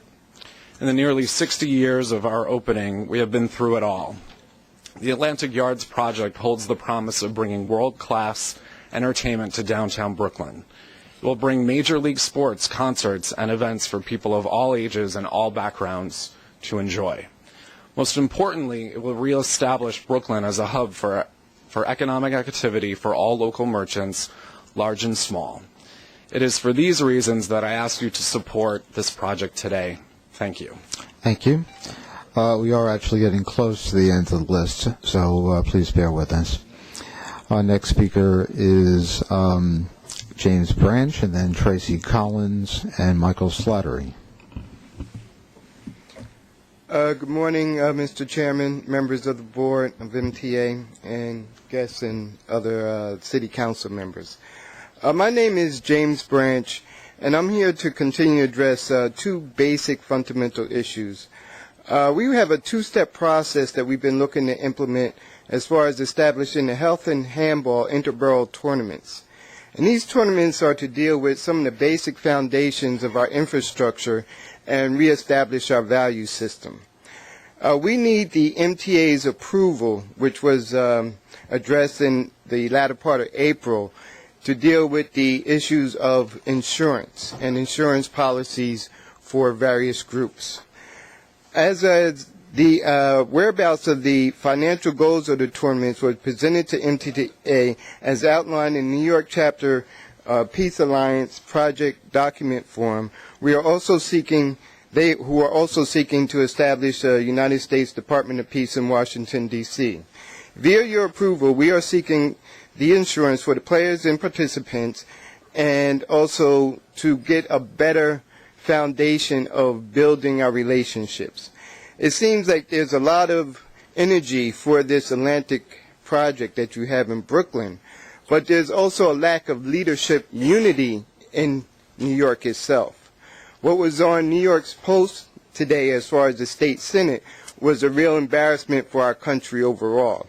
So Mr. Sussman has our letters and our financial statement, and we'd like to know when we could get an answer so we can start our projects as well. Thank you for your time. Thank you. We'll get back to you very soon on that. The next speaker, Tracy Collins, then Michael Slattery. Good morning. My name is Tracy Collins, and I'm the president of the Dean Street Block Association, a block that borders the southern boundary of the proposed Atlantic Yards site. I'm here today to ask you to vote no on this agreement because I feel it's a bad deal. Everybody has talked a lot about jobs, about housing, and personally, I would not want your job right now. I'm sure that you're getting pressure from all different sides, from the governor, from the mayor, from MTA members, from Forest City Radnor, to push the project forward. Meanwhile, you have to think about your fiduciary duties, what you're legally bound to do in the interests of the public, of the taxpayers, of the residents of New York City. And if you choose wrong, if you make the wrong decision, we can't go back. We'll have to live with your decision for decades to come. There will be a substandard, not state-of-the-art rail yard, which will hobble future expansion. You will have given up a great piece of real estate for below market value, and the MTA ridership will be paying higher rates for less service, dirtier trains. So I ask you to vote no, take your time, make the right decision. Thank you. Thank you very much. Michael Slattery. And then you'll be followed by Joseph Gill and Richard Thorse, William Ruza, and Gene Rushinoff. I'm Michael Slattery, representing the Real Estate Board of New York. The Real Estate Board of New York is a broadly based trade association of 12,000 members, including owners, developers, brokers, managers, and real estate professionals active in New York City. REBNY has supported the Atlantic Yards project. At the time of our initial support, we noted the importance and benefits of large-scale development commercial projects for our city. The project met a number of important citywide needs, such as the creation of a vibrant business district outside of Manhattan, the creation of affordable and market-rate housing, and the development of Atlantic Terminal into a transformative site in this section of Brooklyn. In our earlier testimony for Atlantic Yards, we highlighted the numerous economic benefits of the project: billions of dollars in capital investment, thousands of construction jobs, a comparable number of permanent jobs, and a sizable increase in city and state taxes as well. The Atlantic Yards project would be a benefit to the planned rail link from JFK, Jamaica, connecting to Lower Manhattan. It would also create a synergistic connection between Lower Manhattan and Jamaica, Queens, that has been the goal of regional planners for decades. Since our initial support, much has changed. The turmoil in our economy, the crisis in the financial industry, and the endless litigation have presented significant challenges to this large, complex, and important project. These challenges have resulted in modifications to the project that appear necessary and unavoidable. As modified, the Atlantic Yard projects continue to meet the numerous planning goals and to offer similar economic benefits as originally conceived. Though its architectural aspirations may have been lowered and the time needed to complete may be longer, this project is as crucial to the neighborhood, the borough, and the city now as it was when it was initially proposed. Accordingly, we urge you to support the proposed modifications. Thank you. Thank you. We are up to Joseph Gill. And after Mr. Gill, Richard Thorse, William Rusa, Gene Rushinoff, and Akiko Ishikawa. Good morning. My name is Joseph Gill.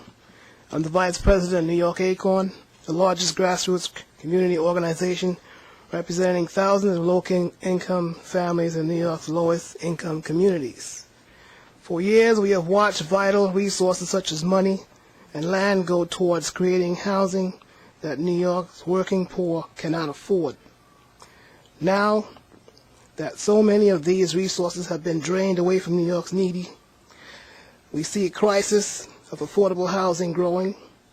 We believe the most critical need facing Brooklyn is the need for increased numbers of affordable housing. That's why we are in favor of this project. This project has been held up and delayed long enough by the opposition. It is time to get the project moving for all hardworking people of Brooklyn. Thank you. Thank you very much. Richard Thorse. Then William Russo. Good morning, ladies and gentlemen. My name is Richard Thorson, and I represent Polytechnic Institute of New York University. NYU Poly is the second oldest private engineering school in the United States, and we've been in downtown Brooklyn for 155 years, making us one of the oldest institutions, if not the oldest institution in Brooklyn. Among our graduates and faculty are Nobel laureates, notable inventors, world-class scientists, and successful entrepreneurs. We also boast that among 248 nationally ranked research universities, we're number 2 in diversity, number 1 among private institutions. Number 1 among all institutions is UCLA, and we're number 2, number 1 among privates. I'm pleased to take this opportunity to express our support for the Atlantic Yards project. In addition to the tremendous economic boost this project will deliver, valued at more than $5 billion in new tax revenues and some 25,000 construction and permanent jobs, among many other benefits, Atlantic Yards will also make a critical contribution to the urban fabric surrounding NYU Poly campus. Atlantic Yards will be a valuable resource for students. It will provide many jobs, others with internships, and all a place to experience events, athletics, and world-class entertainment. No doubt the presence of the Atlantic Yards will increase the visibility of downtown Brooklyn, which will clearly benefit NYU Poly and other academic institutions in the area. Finally, the mixed-income housing that will be created by the project will give NYU Poly graduates expanded options to remain in downtown Brooklyn, one of the most accessible places in New York City. We urge you to allow this valuable and exciting project to move forward. Thank you. Thank you. William Russo, and Gene Rushinoff, Akiko Ishikawa, and Andrew Duro. Good morning, all. Thank you for hearing us today. My name is William Ruza, and I represent Sid's Hardware and Home Center. Sid's Hardware is a family-owned hardware store that has been serving the downtown Brooklyn area since 1932 and was the first retailer in the Metrotech area when it opened in 1991. As a small business, we believe that Atlantic Yards would have a positive impact and Sid's and other shop owners and merchants in the area. This project will create thousands of units of housing, who we hope will patronize Sid's and other retailers within the area. As importantly, it will create thousands of jobs for residents of Brooklyn and diversify the Brooklyn economy in a way that is beneficial over the long term. The development will also deliver significant transportation and infrastructure improvements, which are vital to our community's future. I wish to call upon MTA to take into account all the potential economic benefits and all this project stands to deliver in improving the economic and business climate here in Brooklyn. I ask your Board of Directors to approve this proposal so we can witness the continued revitalization of this wonderful neighborhood many call Brooklyn, but we call home. Thank you. Thank you. Gene Rushinoff. Good morning, Mr. Chairman, MTA Board members, and staff. I'm Gene Rushinoff with the Strap Hangers campaign, and I greatly appreciate your patience in listening to so many speakers this morning. The Strap Hangers campaign has taken no overall position on the merits of Atlantic Yards, but like other transit groups, we're very concerned you're getting the best deal that you can in selling this vital asset. After all, money from the Long Island Railroad yard here will be used for the MTA's capital program, which means more jobs and better service. So I'm hoping a few questions get asked this morning, and I'd like to go through a couple of them. First of all, could you get better terms than the Forest City Ratner's pledge to pay $100 million for the yards in small amounts between 2012 and 2031? And in the ordinary language of a regular rider, is this a dog of a deal or the best you can do? Should you ask for a new appraisal? The last one was in 2005, and the Public Authorities Law says that an authority may, quote, dispose of property for not less than the fair market value of such property by sale, exchange, lease, permit, or transfer. Should you take action to terminate your agreement or modify with the Forest City and try and structure a better deal? Or has the economy made this property less valuable? As you note in your staff summary, quote, as a result of the economic downturn, financial and credit markets have tightened considerably, and the Brooklyn real estate market has been markedly deteriorated. One last point. I think a rush to judgment here will further undermine the public's faith in your credibility, the faith of elected officials. So take a breath, and if you cannot get complete answers to reasonable questions this morning, please don't vote. The stakes are high, and you have a very serious responsibility. The MTA ballot legislation passed in May amends Section 1263 of the Public Authorities Law to say that an MTA board member may, quote, be removed for breach of fiduciary duty. And that's a serious responsibility in the law. So I wish you luck with your deliberations. Thank you. Next speaker, Akiko Ishikawa. Ishikawa, yes, you pronounced it correctly. Thank you very much. I am speaking as a private citizen. I live about 4 blocks away from the center. I have lived in various parts of Brooklyn, everywhere from East Williamsburg to Bed-Stuy, and I've also lived in the Lower East Side. And I wanted to get you guys to really think about this project and not rush into voting for it, only because the project has changed so much. The affordable housing component is very questionable at this moment. Also, the idea of dumping a big project into one of the busiest sections of Brooklyn is also a very, I think, a very unwise choice. Atlantic and Flatbush Avenues are one of the busiest sections in Brooklyn. I don't know if you've ever had to go through it, unfortunately. I think an old lady just died there recently. The traffic is terrible. I also wanted to emphasize the idea of development. I lived in Nashville, Tennessee for 4 years in high school, and this is a city which has abysmal public transportation. And part of the reason why I moved to New York City was to have the subway system and to use it. It is a great freedom that many people do not have the privilege of using. This city also had the idea of wanting to develop their downtown area, And one of the things they did was pour a lot of money into the downtown area that didn't necessarily attract as many people as they thought they would, or they claimed that they thought that they would. Development is a very organic process. It involves not just one person deciding everything, but many, many elements working together in a cooperative manner, or maybe not cooperative manner, but many elements together, not just one person's idea. Thank you very much. Thank you. We have, I believe, 4 more speakers, and they are Andrew Duro, William Bogaris, Maisha Pranger, and then Councilman Yaski. Are those folks here? And if they are, please step up to the microphone and identify yourself. And please try to keep your comments to 2 minutes or less, if you would. Your name is? Yes, sir. Good morning. My name is Ray Brugaris. I am representative of the New York City District Council of Carpenters and financial secretary of Local Union 926.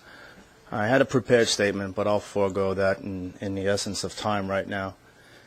And I'm not going to insult you by telling you what the definition of fiduciary duty or the ramifications are. But drawing from prior military service, we have many acronyms, and I'll just try to tell you one of them, which is AAA: assess, adapt, and act. And that's basically what we need to do with this project here.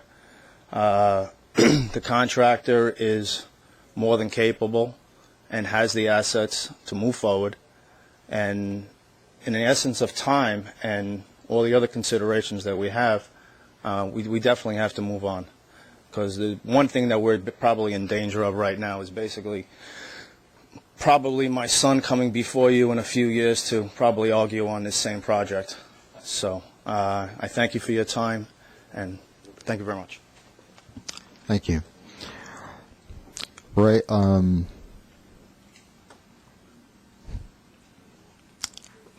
Ray Brugaris? Ray Brugaris, was that? Oh, that was you. I'm sorry. Then Nisha Pranger?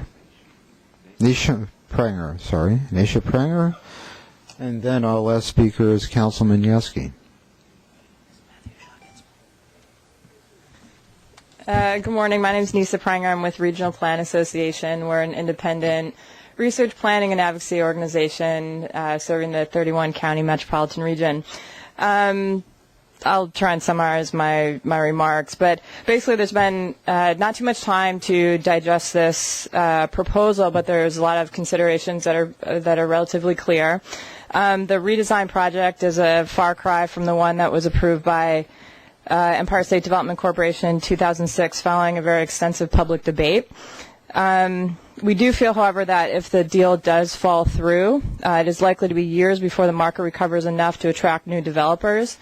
The same weak market and credit conditions that led to Forest City Ratner's new proposal would also put off any reasonable chance of selling the rights and developing the site for several more years at least. If the project moves forward, it is almost inevitable that it will need to be redesigned and renegotiated more than once before it is completed. As we have stated in recommendations in the past and in August 2006, a city building initiative of this magnitude will evolve over multiple business cycles, changes in architects, and changes in market conditions. The degree to which this project has changed in less than 3 years only underscores our previous recommendations that the project requires a public oversight authority with the ability to approve or disapprove major changes in project composition and design. The question is, does the new agreement retain enough benefits for the MTA and the city to proceed with a scaled-back plan? Based on the information that we have available today, the answer really is no. Atlantic Yards is a major asset for the MTA. It's one of the most important transit-oriented development sites in this region. Even given the state of the economy and the MTA's need for revenues to support its capital program, the benefits of the revised agreement appear too meager to sacrifice the long-term potential of the site.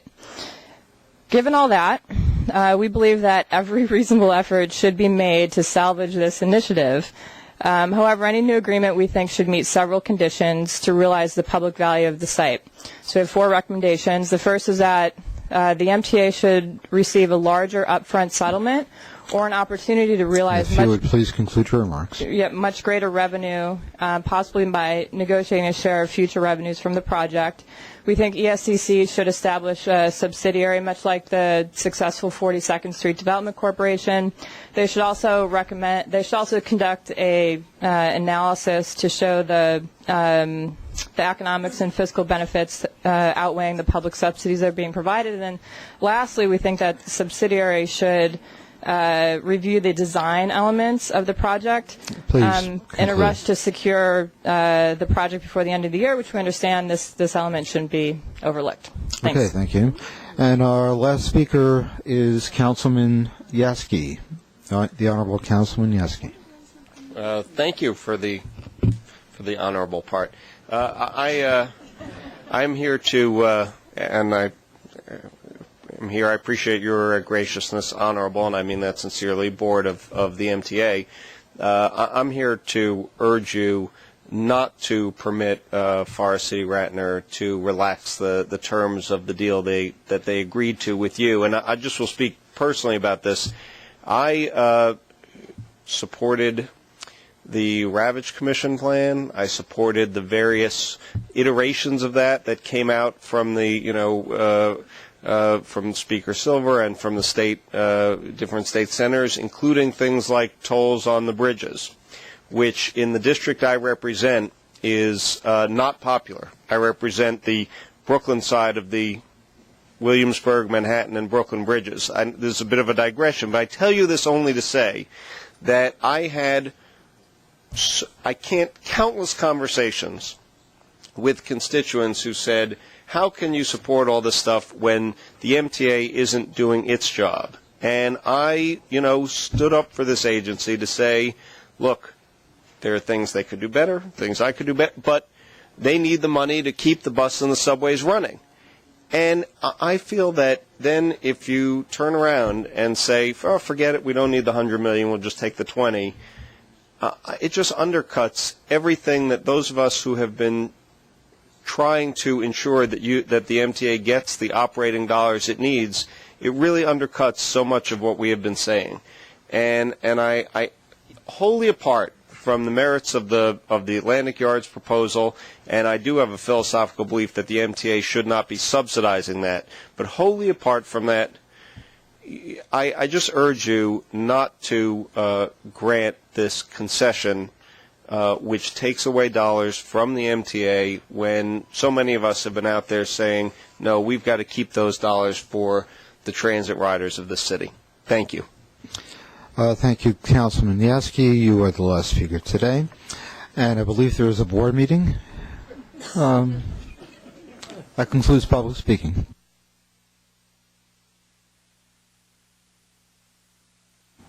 No, this one.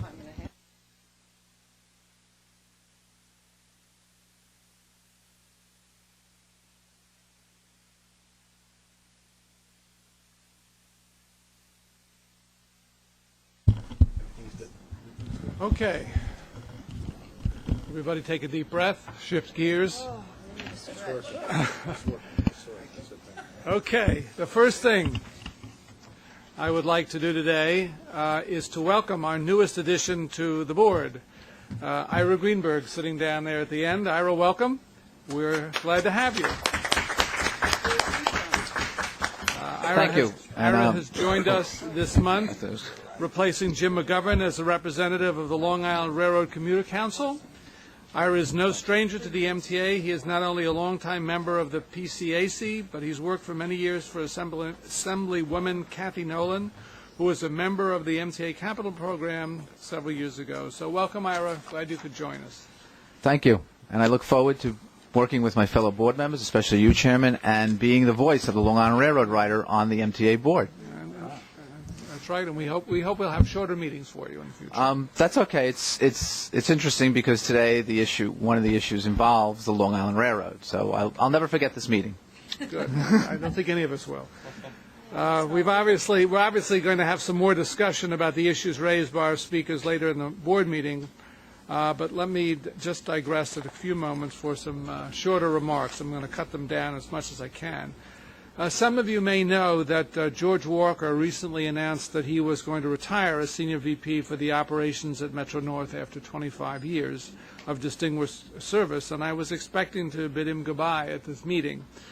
But Helena Williams persuaded him to postpone his retirement to do 6 weeks' worth of work for all the agencies to develop performance measures that will be postponed, which will be posted on the MTA's website in keeping with the legislation recently passed in Albany. I think I speak on behalf of the entire board and say that we're delighted that George is taking this additional assignment, and we're looking forward to working for them. This week, the MTA family was front and center in helping solve what could have been a regional transportation nightmare. Oh, let's postpone that one too. I think we can go on to see what I can do to shorten this. Okay. Last item. I think it would be very disingenuous for me not to mention how painfully we all aware here on the board, and all of us, I think, at the MTA, on the impact of the upcoming fare increases that we'll have on all our customers. I wish, and I'm sure the board wishes, that we could take the pain away.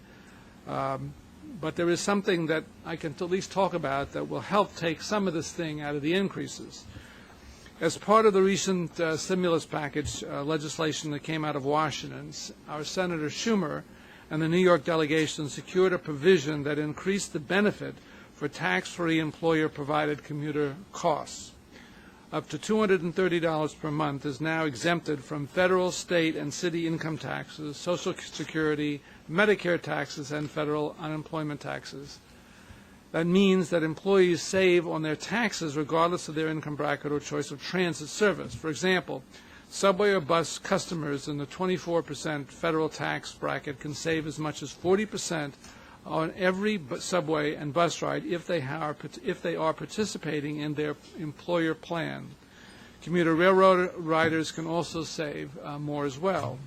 Employees, however, must sign up for employer-provided payroll deduction plan, employer-provided payroll deduction plan that is used to pay transit costs with pre-tax dollars. Many of the companies in the New York metropolitan area offer such a tax-free transportation programs. I know our company does. If yours doesn't, we suggest you take a look at our website, mta.info, for more information about how to get your employer to join the plan. And so with that and all those speakers, can I have a motion to approve the minutes? Second. All in favor? Aye. Okay, those are approved. Committee on Finance. Andrew, you're up. Okay, Mr. Chairman, I would like to present the following item for the board's approval. There are 3 action items today. The first action item requests board authorization of the payment of the 2009 MTA assessment for the New York State Public Work Enforcement Fund as more fully described on page 57 of the board materials. I move this action item. All those in favor? Aye. Anybody opposed? So moved. Okay, the second action item, which was separately distributed to the board, requests board authorization of the necessary activities and documents required to issue transportation revenue anticipation notes. All is described in the staff summary, resolutions, and deposit agreements provided to the board. I move this item. All those in favor? Anybody opposed? So moved. Okay, now the one everybody's waiting for. The third action item requests board authorization of the resolution in the materials distributed to the board which authorizes the executive director and chairman to take the actions described in the staff summary and resolution regarding a proposed transaction involving Forest City Ratner Companies with respect to Vanderbilt Yard. This matter was presented to the Finance Committee as information matter. It is being presented to the board today as an action item. I must recuse myself because of a conflict of interest on this item. So Jim's going to move it on behalf of the Finance Committee. Move it. Move it. Second, please. Okay, discussion. Who would like to go first? No volunteers? Anybody have anything they'd like to say about this? I know we have somebody. I'll start then, Mr. Chairman, unless anybody else wants to do so. This project has been around for a long time. Unfortunately, it's gone through a number of machinations. Unfortunately, today it's back to us in a perception that this vote is for or against the Atlantic Yards project. That is not true. At least not in my opinion, it is not true. I do not believe it is inconsistent to be in support of the project, as I am and have been for many years, and yet to oppose the resolution before us, because I do not believe the only issue facing me as a board member is whether or not I believe, in my subjective view, whether MTA is getting fair market value for its property. I did not believe that 4 years ago, which is why I voted no then, and I believe the same to be true today, which is why I am voting no today. Thank you, Mr. Chairman. Alan? Well, Mr. Chairman, I've actually given this a lot of thought over the last couple of days, and I wasn't really sure how I was going to vote until this morning, until after I've listened to some of the speakers who have testified here today.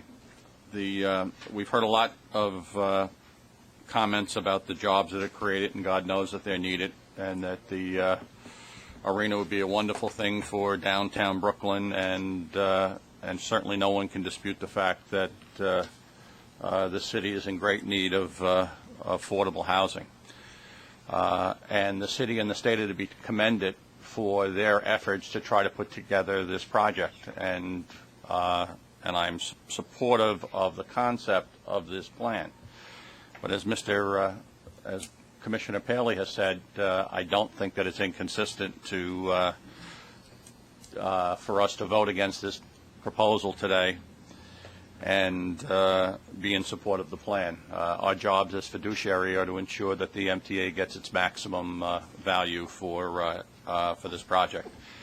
And at least as of this moment, I am not convinced that I have the information to make that judgment, that the maximum benefit is going to be secured. And additionally, I'm very troubled by the idea that this state-of-the-art rail yard that we were going to be producing for the Long Island Railroad needs, which was a 9-track facility just several weeks ago that we were touting, is now sufficient with 7. I'm troubled by that change in the plan. Once we build that out, we're locked into that forever. It would cost an enormous amount of money. Land is very valuable. I know that the economy has changed a lot in the 4 years since this plan was initially approved, and there may be some risk in pushing the developer back to the table. But unfortunately, I think that's a risk that I would recommend that we take, and I intend to vote no. Going along with my two fellow commissioners, I find it that it would be helpful if we had an updated appraisal. I gather there was an appraisal in 2005, and there has not been an appraisal since. And once again, we're living in a period of time in which we're all suffering economically, and particularly in the real estate markets, even though this is certainly would be a major benefit to Brooklyn and to all of the people of New York. But I do think there is this question in terms of what is today's current value, and I wonder if we table the situation, how long it would take to get an updated appraisal. Thank you. Who else would like to speak? Jeff? Sure. We just sat through obviously a pretty long hearing, and I think people have talked about this for some time, and people have asked us, we should consider the community, we should consider a whole bunch of items. But the reality is, and I think Commissioner Pally said it best, is we really only have one or two responsibilities here, and the first is to the riders and the transportation services. And I think my response to that is is this. One of the things that the MTA and the MTA staff made pretty clear from the beginning is that this transaction should have absolutely no impact on the riders whatsoever. I think that this transaction protects the Long Island Railroad yards. There's a guarantee that the money will be there in order to maintain and to actually upgrade the rail yards that are there now. I think it does that. I think the provision also provides additional transit improvements to provide to the transit riders, and that there's no downside. And I think that's key, and I think that's our ultimate responsibility. The second issue of fiduciary responsibility is, did we get enough for our assets? You know, these rail yards have been there for a very long time, and it wasn't, I think, until recently, for probably either the market not being there or the MTA not thinking forward enough of maximizing its assets, which is to start thinking about decking over rail yards and start taking advantage of the property that we have. Over the last few years, we've been talking about it, and we've been moving forward. We've been moving forward on the far west side, and I hope today we can move forward on the Vanderbilt yards. I think there's two pieces here that make sense to me. One is, what does the market bear? Are they getting a full? Are we getting what it's worth? The reality is, it's only worth what someone's willing to provide. And if people are willing to provide and come up with money to actually provide us, then that's what the market bears. An appraisal could, you could redo the appraisal 3 times doing 3 different business cycles. But there was an RFP process. There were things brought forward. The market is what the market is. And I think this is actually a good win. I think there's some, obviously not the full upfront $100 million that we provided initially, but the market today would provide, and this deal provides us with an upfront $20 or $28 million over a short period of time, and then as the development goes forward, the full value of the $100 million. And that comes, in my opinion, my understanding, at no risk, because if in fact that this other part, in addition to the arena, doesn't actually exist, the MTA still owns the air rights. So there's really a no-lose situation here. Is if, in fact, that developer no longer exists or flips the property, decides not to build, it's ours. And we do have another shot out of it. And if 15 years from now or 10 years from now the market would provide additional money, then we have that opportunity if, in fact, that developer fails. But there is no other market. No one else has come forward with a credible proposal at this time, and we should take advantage of that. Finally, the last piece, which I think we all need to look at, is whether it's legal. People have talked today a lot about public accountability and whether this is a legal transaction. I think it's pretty clear. I guess our legal department has advised us this is a legal transaction. And other than that, I do respect, obviously, we want to work with the community and the neighbors and what's good for the economy. It's not actually in our purview. So my vote today is through the lens no different of Commissioner Pally and Commissioner Capelli and Cecil, in that I am looking at those 3 things, which is transportation, fiduciary responsibility, and legality. And frankly, that's the role that we have here today. So I'll be voting in favor of this. Mark? I would follow and agree with much of what Mr. Kay has just said. I think that realizing value from rail yard property that we own is something that we have learned over the last number of years, much of which has been in a boom real estate cycle, is extraordinarily difficult. When we talk about realizing value, because we require the rail yard function, we're actually not selling we don't have land to sell. We need it to maintain the rail yard function. So what we're selling is the space above it. And to have an opportunity to actually realize value for the space above our land requires a tremendous upfront investment by the buyer to actually build the platform, which becomes an upfront, expensive, major investment before the buyer can then move on to building whatever they're going to build, which would ultimately enable them to realize revenue to pay for all this. I guess the other aspect of these yards is that they're large, and you need a buyer who's going to somehow incorporate what you're offering into a large and elaborate development project. Large, elaborate development projects in New York City are extraordinarily difficult to pull off in terms of the levels of government and public participation and legal issues to be dealt with. To get all of the elements lined up so that you can get a transaction of this kind to move forward is extraordinarily difficult and time-consuming. We have arrived at a point where there's not perfect assurance that this project will in fact take place, but I think as outlined for us with the benefits that are available here to the MTA, assuming it goes forward as currently described and defined in the documents we would enter into, that in fact I think that this is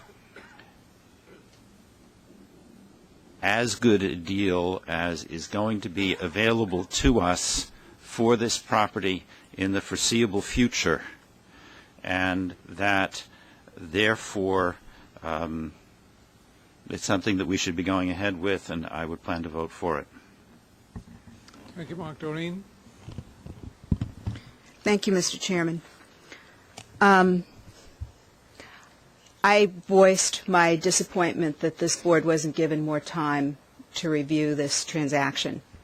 And having voiced my disappointment about that, I spent about 5 hours yesterday getting my arms around this transaction and formulating questions that I felt I needed to ask before I could vote. And I know that I wasn't alone in that. A lot of my colleagues spent some quality time yesterday thinking about the issues that this transaction raises. This morning, Commissioner Blair and I spent a little more than an hour and a half discussing questions with Helena and Jim and Gary. And I believe that I received satisfactory answers to all the questions that I posed to them. And it was an interrogation. I was comforted by the fact that both Helena and Connie Crawford have been very actively involved with the developer in setting out the specs that provide us with, I am now persuaded, the rail yard that we need and the transportation improvements that we desire to serve this arena and hopefully all of the development that takes place along with it. Furthermore, I believe that we have built financial safeguards in the transaction that enable us to move against the developer if they do not perform as we expect. 30 years of my career have been spent working on public-private transactions of this nature, and I've always represented the public sector. I have never yet seen a perfect deal where both sides walk away completely delighted with all the terms and provisions. The question that we ask as fiduciaries is, are we getting the elements, the transportation elements, because this is a transportation project for us, that we need, and the financial safeguards that we require, and I believe that we have. Who else would like to speak? Yeah, I often bemoan the fact that, I'm not a voting member, and, when it's a fare increase or stuff, I sit real low in my chair, and I'm really glad I don't have to vote. In this particular circumstance, though, I really wish I could vote, and though I very much appreciated the patronizing lecture that the people gave us on fiduciary duty, I believe fiduciary duty is a door that swings both ways. And I believe you can violate your fiduciary duty. Correct me if I'm wrong. I'm not a lawyer either. I'm a mechanic. But you can violate your fiduciary duty by voting no, just by violating your fiduciary voting and voting yes. You can kill a deal that would have no other deal follow in its wake. And I've watched the staff up here turn somersaults for years on this project. I've watched all my neighbors in Brooklyn tear themselves apart over this project, being beaten to death by outrageous accusations of, which we heard again today from many of the public speakers, outrageous accusations of insider trading and this and that. And I'd just want to go on the record as someone who would like to be pressured by the governor and the mayor on these things. So if any of you guys are friends with the governor and the mayor, ask them to pressure me, and they'll get me as a mouthpiece on this board. Not a vote piece, but a mouthpiece. Thank you very much. You're a hard act to follow, Norman. Who else would like to go next? Ira. Yeah, I'll go last. I also don't vote, and I'm actually happy I'm not voting on this because I don't feel I'm up to speed. There are some service issues which I'm concerned with, and it's the old yard and the new yard both seem to have storage for short trains, so I think that's an issue. The other issue is the kind of service and whether it was contemplated under the EIS for East Side Access. I think, I'd love to see some of that, and that's the concerns I have regarding well, not specifically this deal, but at least what we're getting out of this is the yard, whether the yard is really sufficient, and this commitment to shuttle service is something I don't know if anyone's really thought it through, and I'd like to think it through a little bit more, whether that's the best thing for the Long Island Railroad rider, for the people of Brooklyn. Susan? No? Andrew, you got to. I got it. It wouldn't be a meeting without you yeah. speaking in. Well, many of the speakers today imbued us with being an economic development agency, and we're really a transportation agency, and that should be our paramount concern. I'm concerned that the yard is everything that the Long Island Railroad needs it to be. I'm also concerned that several elected officials spoke today who were responsible for the, quote, bailout, unquote, that we received in Albany, and I'm very concerned that it looks like an agency that just got bailed out by the state legislature is now not getting the very best deal it can get for the land that we own. So that remains a concern to me.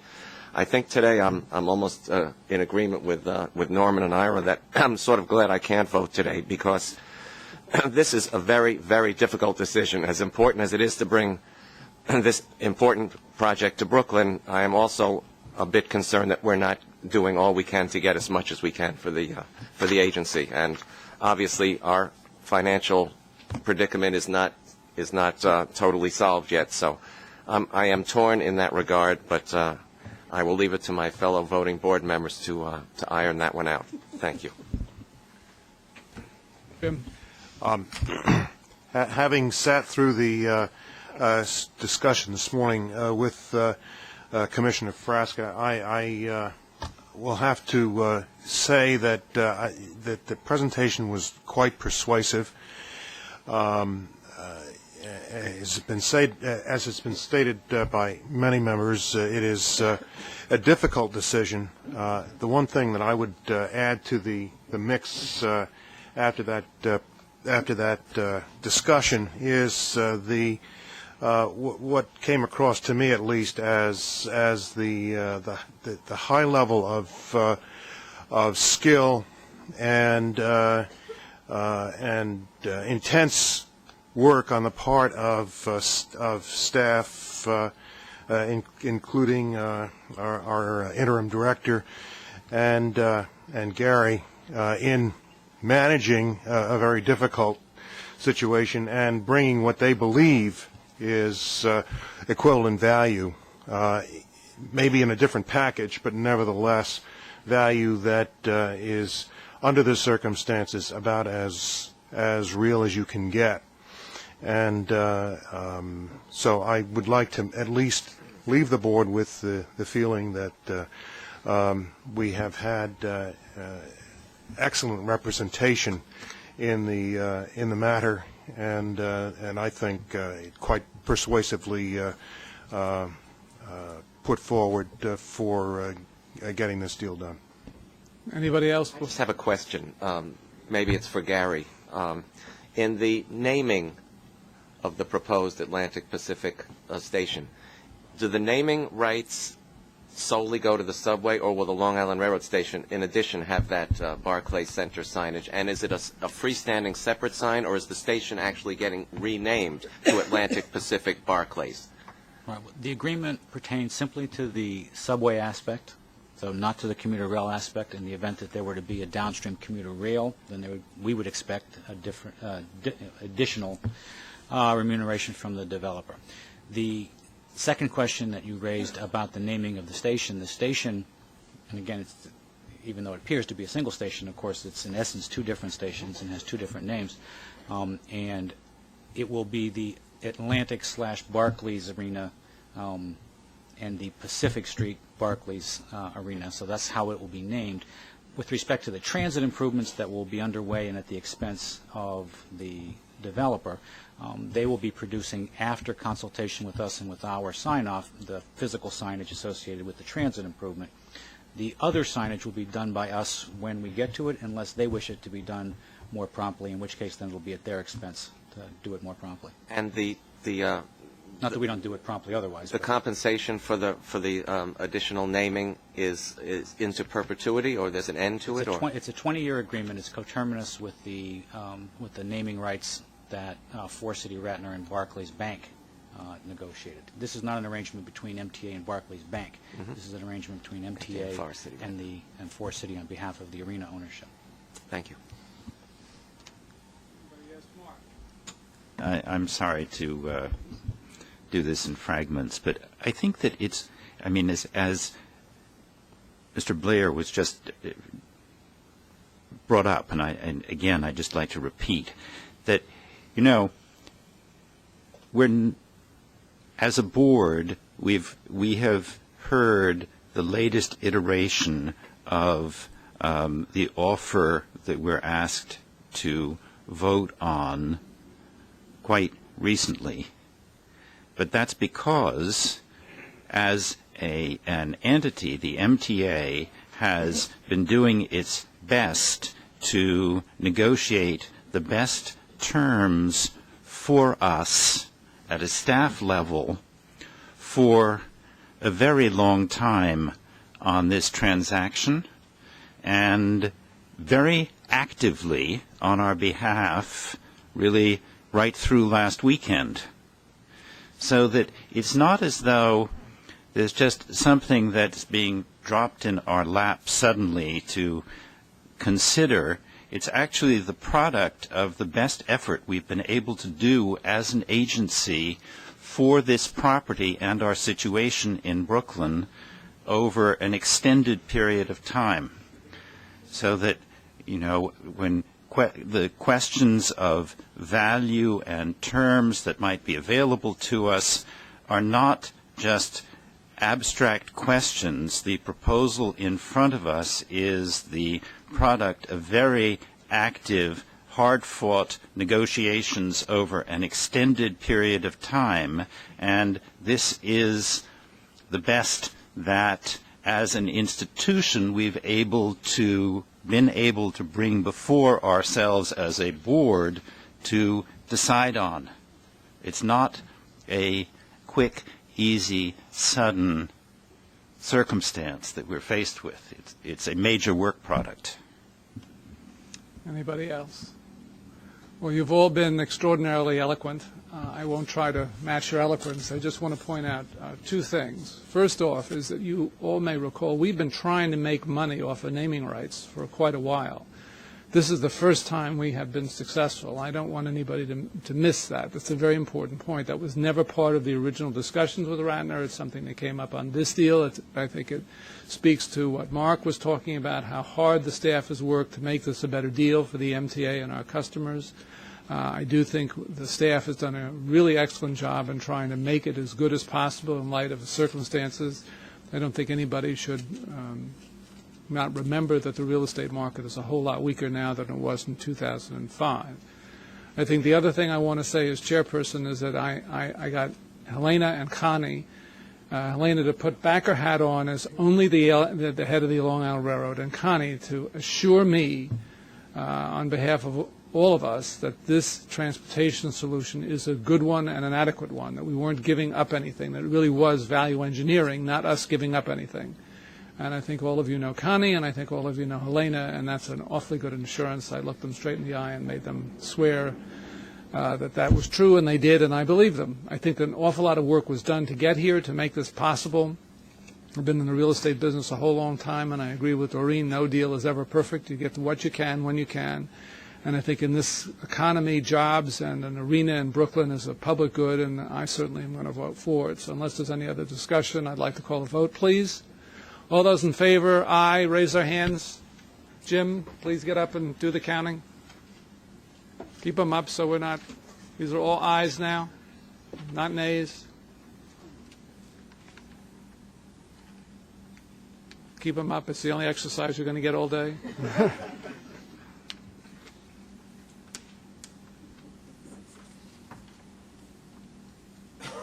Okay? All the nays, please. Got them? And we have one abstention on Andrew abstaining. Okay, the motion is? The motion carries. The motion carries. Next order of business. Okay, I got to finish the finance. Jim, I'm sorry. Okay. There are 5 non-competitive procurements in the amount of $7,295,019. The committee recommends these procurements, and I move them. Second. All those in favor? Anybody opposed? So moved. Okay. There are 3 competitive procurements in the amount of $335,000. The committee recommends these procurements, and I move them. All those in favor? Anybody opposed? So moved. There are no ratifications this month, and Mr. Chairman, that concludes the Finance Committee report. Okay, we're going to go and jump to Nancy. Okay, capital construction portion of the meeting. There are no competitive procurements. There were 4 competitive procurements totaling $699 million, and this includes the procurement for the Queens Board tunnels, which was separately distributed to the board. I recommend these procurements, and so does the committee, and I move them.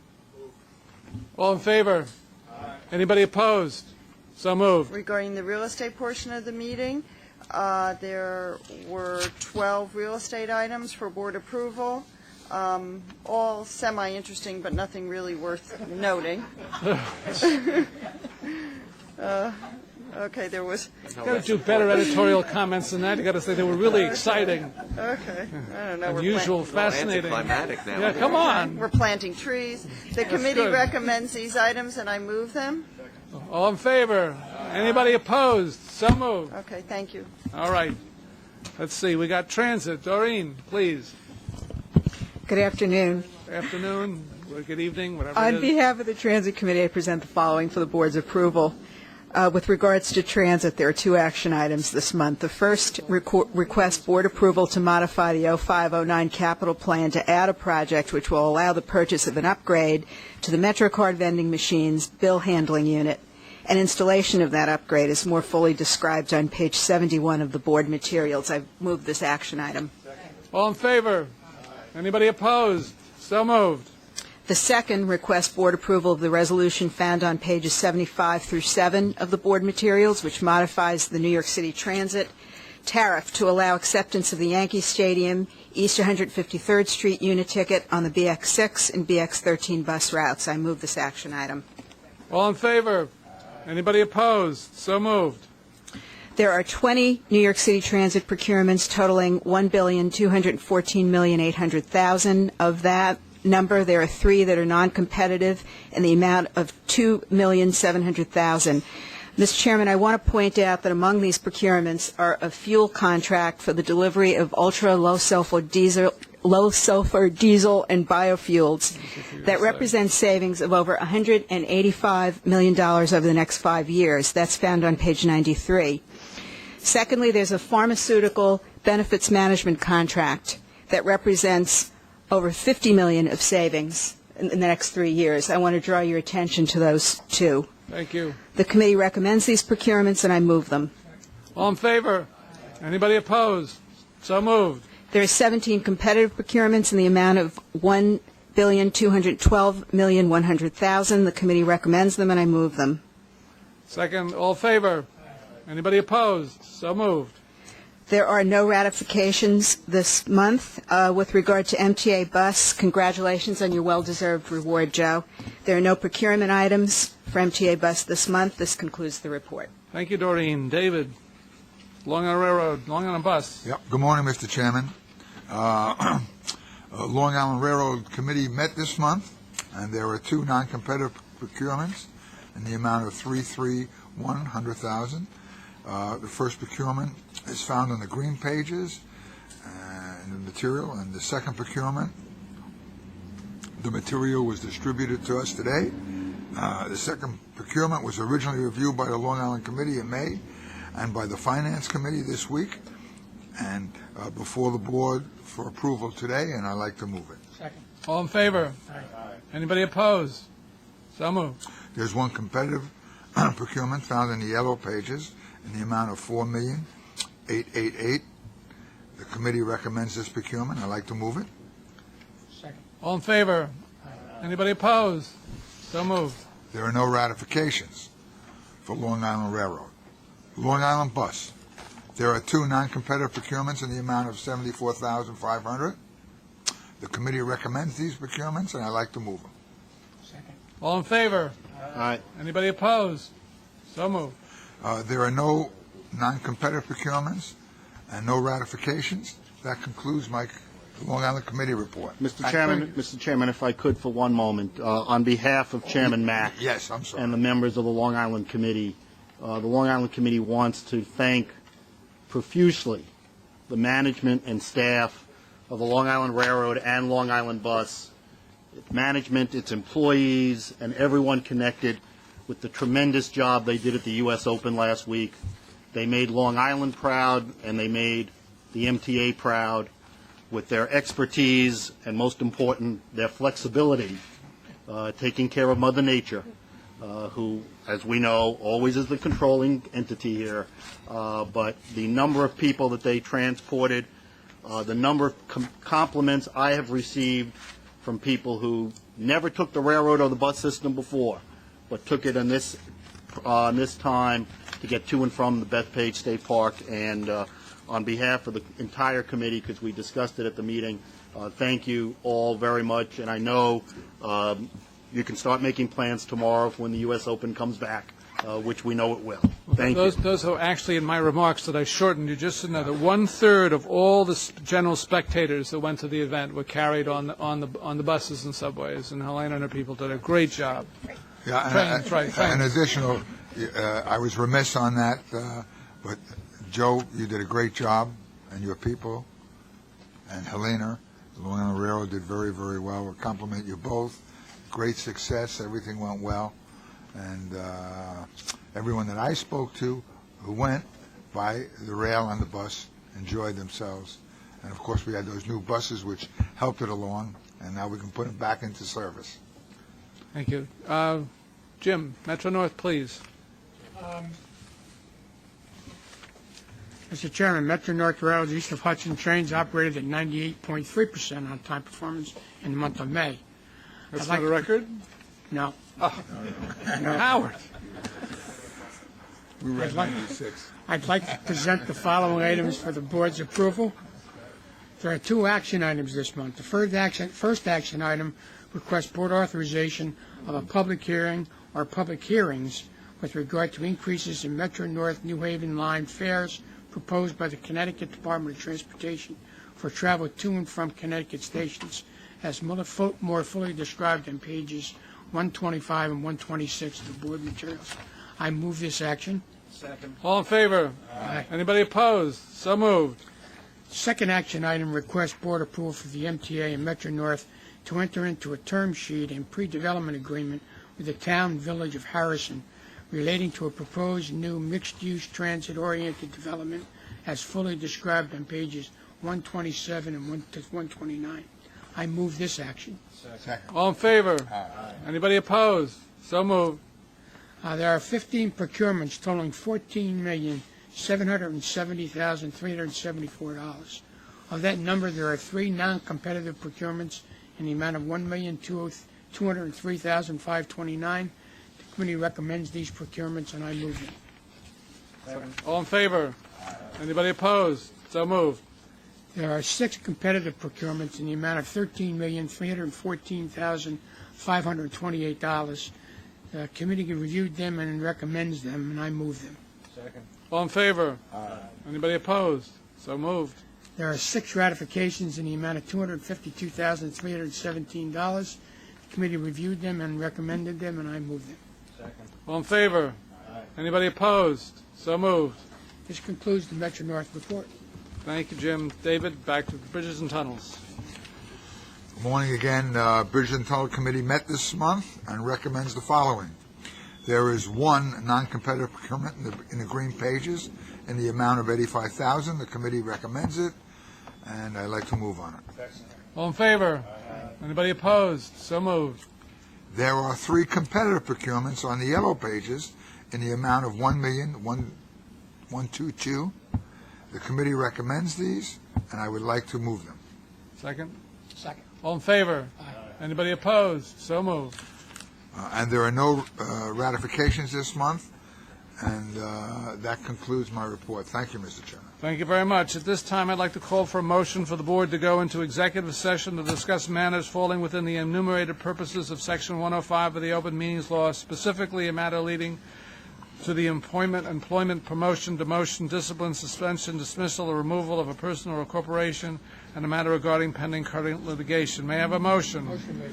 Second. All in favor? Aye. Okay, executive session, please.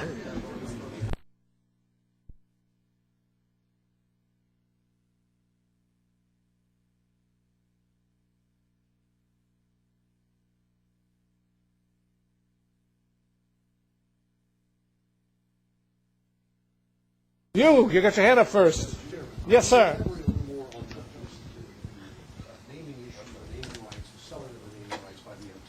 The uniqueness of it, and also the benefits that you see might be derived from it. Well, as you know, we've been trying to figure out ways to generate more money without charging our customers a higher fare. And one of the ideas has been for a while to sell at least part of the naming rights of any station that we had. And we've never had any success. And in all the attempts we've made, nobody's ever bid. And this is the first time we've ever succeeded in getting somebody to actually pay for a name. And so we think it's the beginning, hopefully, of a trend where we can earn more money as opposed to charging higher fares. They're paying us $200,000 a year, if I'm correct, for 20 years. Do you feel that others might now jump on board? We're hoping. We're hoping. I mean, it's any way we can raise money so that we don't have to charge our customers is something we're in favor of, as long as it isn't, offensive to our customers. Good. Okay. Next to it. Yes, sir. I know that Ryder originally proposed that some of these tracks would be extra long to accommodate the ADA accessible cars, and I think something Ira Greenberg suggested that maybe this new one would not have as many long tracks. Can you explain that? Our cars, our rail cars, are a standard length, so we would not be changing that, and our rail cars are ADA accessible. I'm not sure exactly what Ira was referring to, but one of the issues is that this yard will be designed for 8-car storage. So he may have been referring, are you reducing, the length of the cars? But we have developed a service plan. Separate and apart from yard design issues, the Long Island Railroad looked very carefully at the level of service that it needs to provide. And we developed that service plan, and that service plan we are confident can be met by a shuttle service that we're going to provide between Jamaica and Brooklyn. In fact, we believe that will enhance our service commitment to Brooklyn. And that service can be supported by 7 tracks with 8-car storage and, in addition, a drill track. You proposed 2 of the 9 tracks would be 10 car would accommodate 10 trains that were 10 cars long. Why did, and I think that may have even been part of your RFP, why do you not need that anymore? I think that the original proposal by Forest City Ratner, and this is going back, 2006, replicated the existing yard. And that's the yard that's been there for 100 years. And the original yard did have 9 tracks. I believe it only had one 10-car drill track, although I can check on that for you. And a lot of questions have come up. Did we just, in the past month, decide to go to 7 tracks? That's not accurate. We've spent the better part of a year analyzing the correct design for a yard. And we worked very hard to make sure that our yard requirements met our service plan. But again, the service plan comes first, then the yard. And we feel very confident that we can offer safe, effective, and efficient transportation with the 7-track yard. Yes, sir. Do you think you could elaborate a little bit as to why you're okay with the $20 million number? I mean, it's for the upfront payment. It's the most valuable parcel, and essentially it looks like Forest City would be able to, I mean, it's a fifth of the total money, and it seems like it would be worth more than a fifth of the total. Again, it was part of an overall negotiation. This was just one component of ensuring that we had a rail yard, that we had the transportation improvements, and that the full payment of $100 million was made, although it's going to be made over a longer period of time. Yes, ma'am. Can you elaborate on people who said that if you had to renegotiate, why the MTA couldn't get a better deal, get more than $100 million if you were going to let them pay it over time, or get more affordable housing, a school, or more benefits? Because it seems to a lot of people that Forest City got all the benefits and the MTA didn't, even understanding that you didn't want to lose them, that it is a difficult real estate market. I'm just going to, pick up where your, question ended. It is a very difficult market. The market's deteriorated significantly. Our goal, of course, at the MTA was to look at the transportation improvements, and that was our highest priority, our responsibility to maintain our transportation assets. And this agreement does that. But again, as you heard a number of our board members, it's very complex when you do large development deals. This was one that's under ESDC. ESDC is commencing a public hearing process and a public comment period, and they'll be analyzing, very much the, community benefits that are described in their overall general project plan. But from the MTA perspective, our goal was transportation. We're very satisfied that we have a yard that meets our needs, and that we have transportation improvements for the subway entrances. Could you put a value on what all of these transportation improvements are worth to the MTA? Gary, did we have a total? I mean, of course, we have the original $100 million number. The yard was valued, the conceptual design that we did with Forest City Ratner was valued by them at about $150 million, roughly 147. The transit improvements for the transit entrance, again, this is their responsibility to meet the conceptual design that was negotiated, but they roughly estimated that to be around $67 million. But again, that's their responsibility to complete to the design. So if it costs more, that's their risk. The same with the yard. Yes, ma'am. Are you confident that they'll be able to fully pay for this over the next 22 years? Can you talk a little bit about that?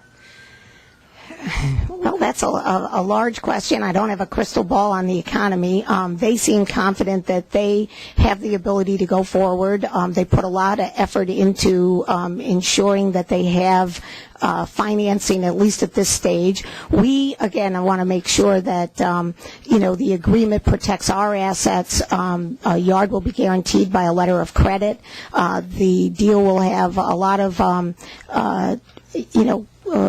terms that allow, a default. If they fail to perform, they'll be in default, and our assets will remain with us. Pete? On another topic, does the MTA plan on using any of the stimulus funds? I think it's $110 million or up to $110 million on operating expenses. There's been some talk, or some advocates who've been saying use that money to keep the token booth clerks and things along those lines. Fortunately, we have got plans for all that money. It's all been committed. We don't have any service reductions, so we don't need any of the money this time, at least, to use for any layoffs. No layoffs. No layoffs. No furloughs. No service reductions. So all the stimulus money this time is going to go into projects that we need to get completed. Yes, ma'am. What happens if they don't raise the bonds by the end of the year? Feels off. And that would be a non-performing scenario, and they would be in default. The deal would not go forward. In fact, they're taking advantage, I think, of tax-exempt financing for the arena bonds, and under the terms of the agreement, they need to be able to market those bonds. If they don't go forward by January 1, 2010, they do get a very short window to come up with alternative funding. After that, the deal does not go forward. We do not break escrow. Everything is in escrow until that point. Let me just amplify that. Okay. Just to not use the word, that is not a default condition, right? But escrow would not break and the deal would fall apart. So I think that's the way to think about it. But it's not a default condition. They can't finance the arena through the application of the tax-exempt provisions by the end of the year, and then they have 90 days to come up with an alternative plan of finance. If they are unable for any reason to accomplish that, then the deal falls apart. Okay. Gentleman in the back. Oh, hi. Capital Projects Review Board not being seated up in Albany, is that holding up things on the extension of the railroad to Grand Central Terminal? We can both answer that. The answer is yes. Go ahead. We'll have a new submission going up there shortly, and we have things obviously that need that approval in order to get it done. We have a soft ground tunneling contract that can't go forward without that process being completed. Why hasn't that been submitted earlier? We've submitted other plans. We're just updating it. We're using the time to update the plan. That dates back to July. That plan was updated in July. That's July of last year. July of last year. So we're updating it again. I mean, that July of last year is a year ago. I know, but that amendment was sent up, then taken back, and then I think it's been since November that it hasn't been resubmitted. We have not incurred any delays as a result of that action, but we are at the point now where we need to bring money into the program. To do that, we need Capital Program Review Board approval, and we're preparing the amendment, and we'll send it up. Do you have any response to the offer the Atlantic Yards opponents made today? I think the responses were made very eloquently by all the board members today. I think they spoke very well, both sides, both for and against. I'm talking about the actual offer to do a project of $120 million. No. Thank you very much.